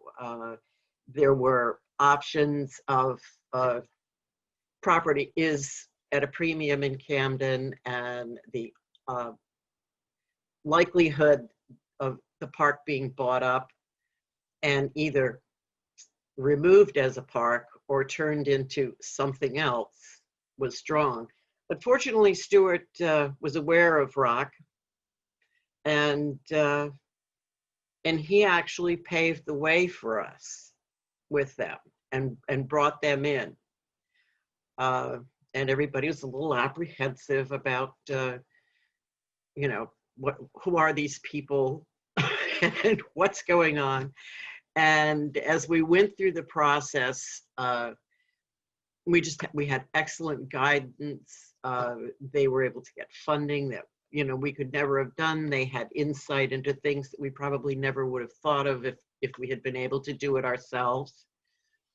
And our set up the bylaws and the rules are very, very, very much like the rules we were living under. And so on, I think it was December 11th, 2000, I think we're the babies in Maine, aren't we, Jeannie? And you have the date 100% correct. Right. We took ownership of the park, and it's been an interesting process. We always were a community, but we have become a much stronger community. We started out with a certain board. There have been changes in the board, and people have either fallen off or been brought on who had skills in one area or another. And we've got an ops manager who is, you know, just absolutely fabulous. We all work together. And it's a lot of work. It's a lot of work, but it's well worth it. And it's not just, I know when I was financing my home, I almost couldn't get financing because I didn't own the ground beneath my house. And there was no bank that would touch me. And I finally found a bank that would, but Stuart had to give me a lifetime lease. And with being a Rock, anybody else coming into the park is not going to have that issue. I mean, I think over time, this is going to make a difference in the housing, in the ability to finance a mobile home, which is great. I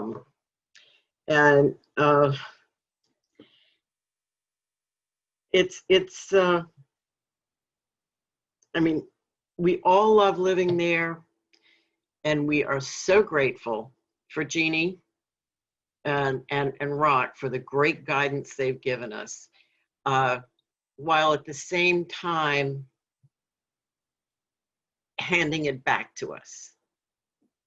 They're there as a backbone, but you know, over the last few months, we've been learning how to do it on our own instead of going, Jeannie, what do we do? We figure it out, and it's been an amazing experience, and I certainly hope that more communities have the opportunity to do this, and really own their own destiny, so to speak.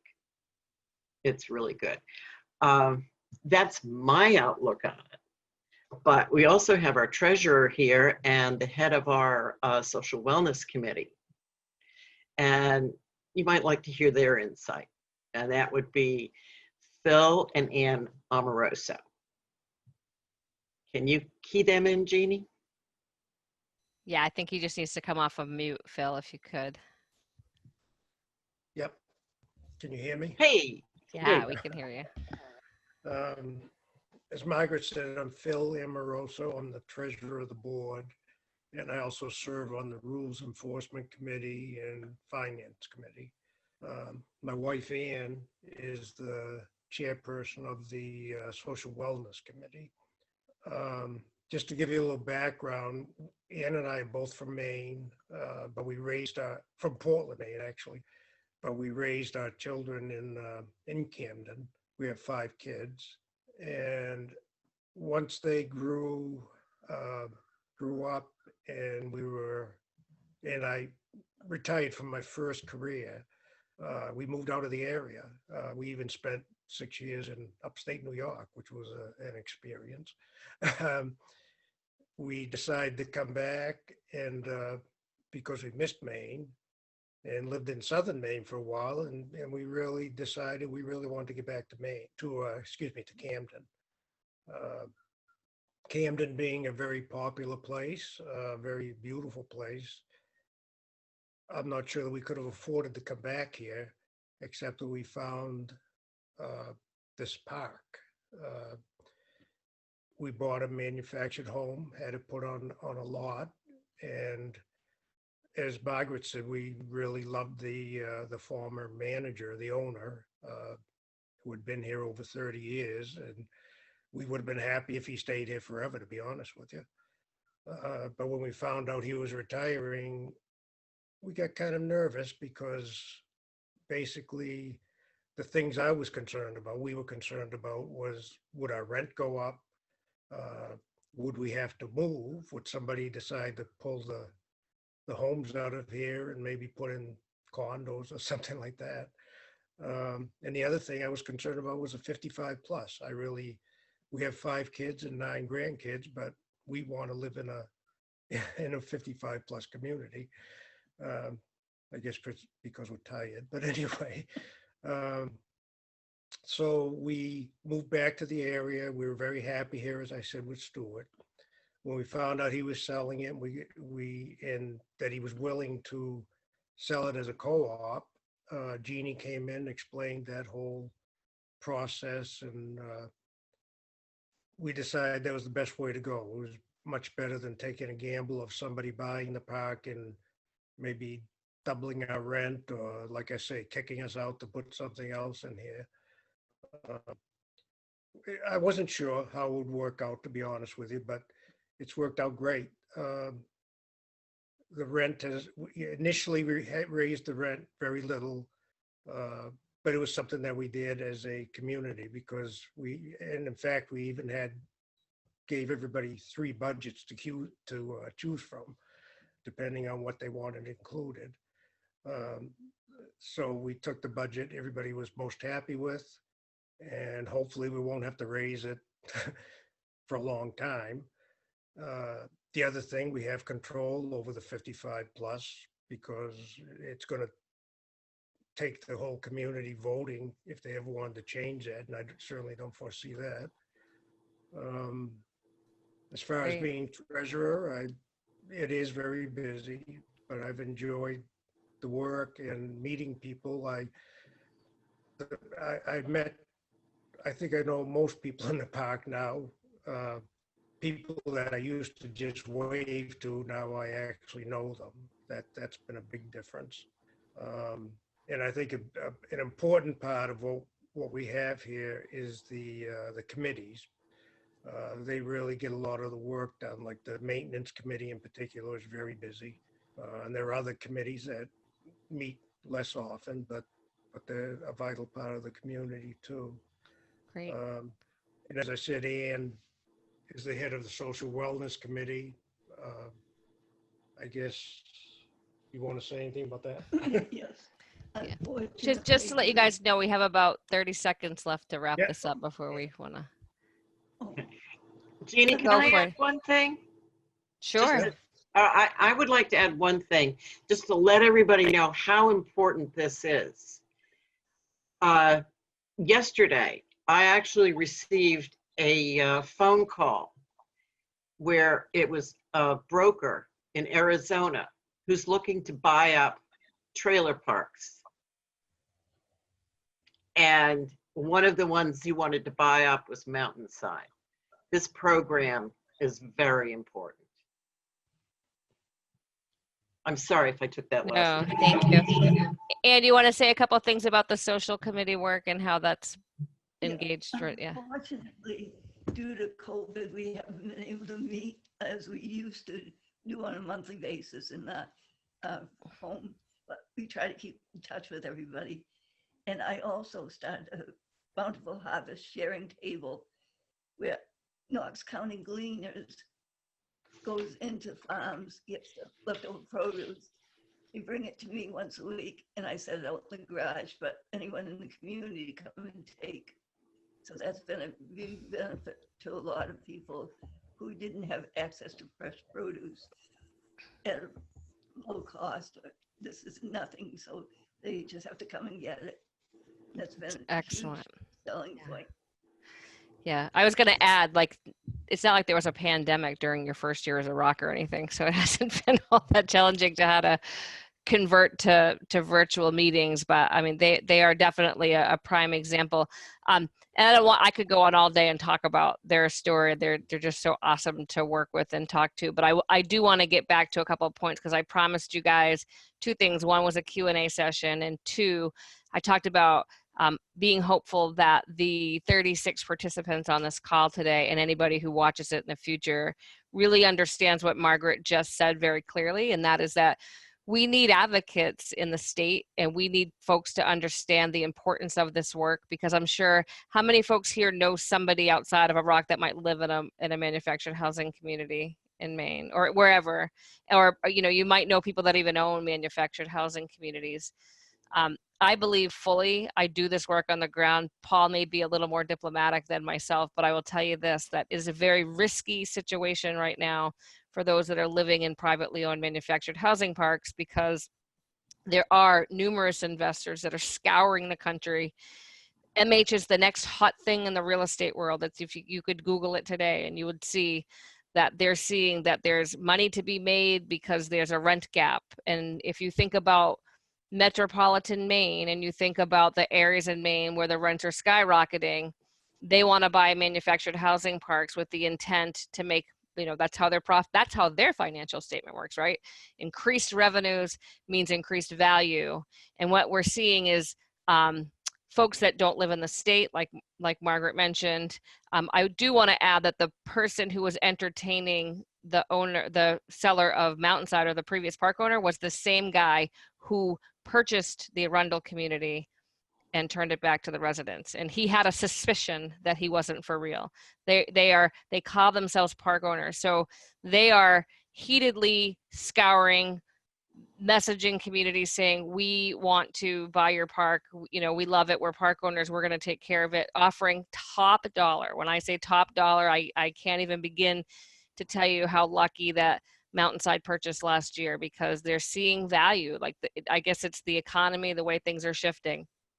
So we have had opportunity to purchase attempts in Maine where we have actually gone, put some legislative pieces together and taken them all the way to the State House. Lesson learned, and as many states have, we all learn from one another. It was not received well. There were park owners that felt threatened that they were going to lose their longevity. There was not enough information. What I am happy to say is that I think we have, like Paul mentioned, a couple of states who have just gone in and have kind of softened the legislation to kind of make it worthwhile. And we need to build advocacy pools and understand that we love manufactured housing communities. We love the folks that live there, and we know that the people who own them and operate them, maybe local owners, have done a great job. We want to keep that community where it is, and we want to help the residents become sustainable. So if you're talking, you know, we may, you know, and you're interested in future advocacy to help support, and or you know somebody that lives in a park, and somebody, Joe, I'm going to go back to your question. Speaking what you said, how many folks actually come to CDI for it's not very often. It's really word of mouth. That's what we have right now. We have folks that know of the model and know of the success. We are really pulling back our work to drive forward a little more robust market development strategy that we can maybe intervene and get messaging out there. We can bring a traditional deal to the table for a seller, but we are not brokers. You know, we're helping the long-term legacy of these communities, and I think often park owners would want to know that. So, you know, every one of them that's closed has gone through CDI, or the first two, like I mentioned, were Genesis, the others have come. And you asked the question why some may not be successful. Well, sometimes it's, I can only speak from experience. There was one community that Melissa Mulino, who's on the call, she and I organized a community that was 13 units and 55 plus, and the residents voted it down because they didn't want the responsibility.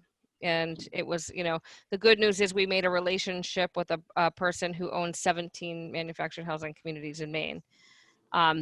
There have been other times when just the viability of the sale has been uncomfortable for residents, you know, maybe really failing infrastructure and really other challenges in the park that the residents just, you know, we want to engage residents and organize them well. We don't want to take somebody straggling over the finish line. So I believe that as we continue to do this work, we've been doing it a long time, but I think that knowing the more we grow in Maine, the better sustainability that future communities will have, because there's 464 homes that are now part of the model in Maine. That's a lot of support. Not only that, but there's 18,000, I think, Paul, across the country that are all part of this same model. And that, you know, we had, you know, a resident meeting. I was out in Massachusetts last week where another community came forward, and we usually do, we bring in another community leader to speak. You know, he was saying, like, you know, hey, this is where it's at, like, this is your future. And people often, when they're forced he said forced to work together, really like each other. So how about Q&A? We have, unfortunately, about 10 minutes of Q&A. I think we could run. We need a couple minutes for Emmy at the end to close us out. What other questions do folks have? You can either put them in the chat, or we can try to look for hands, although I have two screens. There was a question in the chat, Jeannie, about the typical number of members in a resident-owned community. Just to give folks some general statistics, the average size manufactured home community or mobile home park in the country is about 80 homes, and resident-owned communities in our network are just below that, about 75 homes on average. The smallest is a micro co-op of 4 homes. The largest is a community of 430 homes. And so that's the range, but the average, as I said, about 75 homes. And in terms of members, this is a limited equity cooperative model by intent. So the membership shares in all but one ROC in our network are less than $1,000. Most co-ops are setting their membership share values at between $100 and $500, and that's a one-time, either upfront or over time membership interest in the co-op. And the intent around that is to make the co-op affordable and accessible to people at all income levels, especially the homeowners there at the start. Because what we want eventually is 100% membership. Very few co-ops achieve 100% membership at closing. We did have the community in Plainville, Massachusetts that at 200 plus homes was 100% members on the day of their closing or purchase. But normally co-ops are about 75% members or membership at the time of the closing. And then that migrates north. Of course, every new buyer coming into the co-op has to become a member. It's only the existing homeowners there at the time of the organizing that have a choice of whether to remain a non-member or become a member. But in addition to being a low-cost share so that everybody has access to the co-op and can run for a co-op position and have a vote on major matters, the other goal, of course, is to have aligned interest within the community. At the end of the day, what you want to end up with is the highest percentage of people who both own and occupy a home in the community and own one share in the co-op. Now there's aligned ownership interest between the home and the land. And I see our friends at Mountainside had 100% members at the day of closing. And I think I heard Margaret say everybody there is an owner, a homeowner. So you've achieved complete alignment where everybody owns a home and everybody has one share in the co-op. There's no bifurcated or people voting on different interests. Everybody has the same fundamental interest in the community. And that's the start of a healthy democracy. Obviously, your practices, Margaret and Philip and Ann, your practices as a cooperative reinforce a healthy democracy, but structurally and fundamentally, you start at a place where you can build a healthy democracy because everybody has aligned interest. That's sort of the model components of that. Yeah, that's great. And I see a couple of comments too. I see one from Carlos. It says he used to live 5 minutes from Wheel Estates in North Adams, and he's glad to hear they're safe from vultures. I think that is kind of a similar thing I might say. And there's a question from Eric that says, what role do non-members play in a cooperative situation? Yeah. I think that is a great question. In my experience personally, I think most people eventually come across. I think non-members are usually holdouts because they might have some challenges at home and haven't been engaged too much in meetings and may have some challenges getting out of the house. But non-members, typically, they don't get a vote.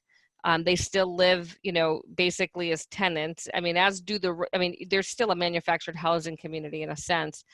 They're not allowed to participate in meetings, have a vote. And occasionally, or in my experience, about 75% of the time, non-members pay a little higher rent. Memberships get the privilege of a reduced rent.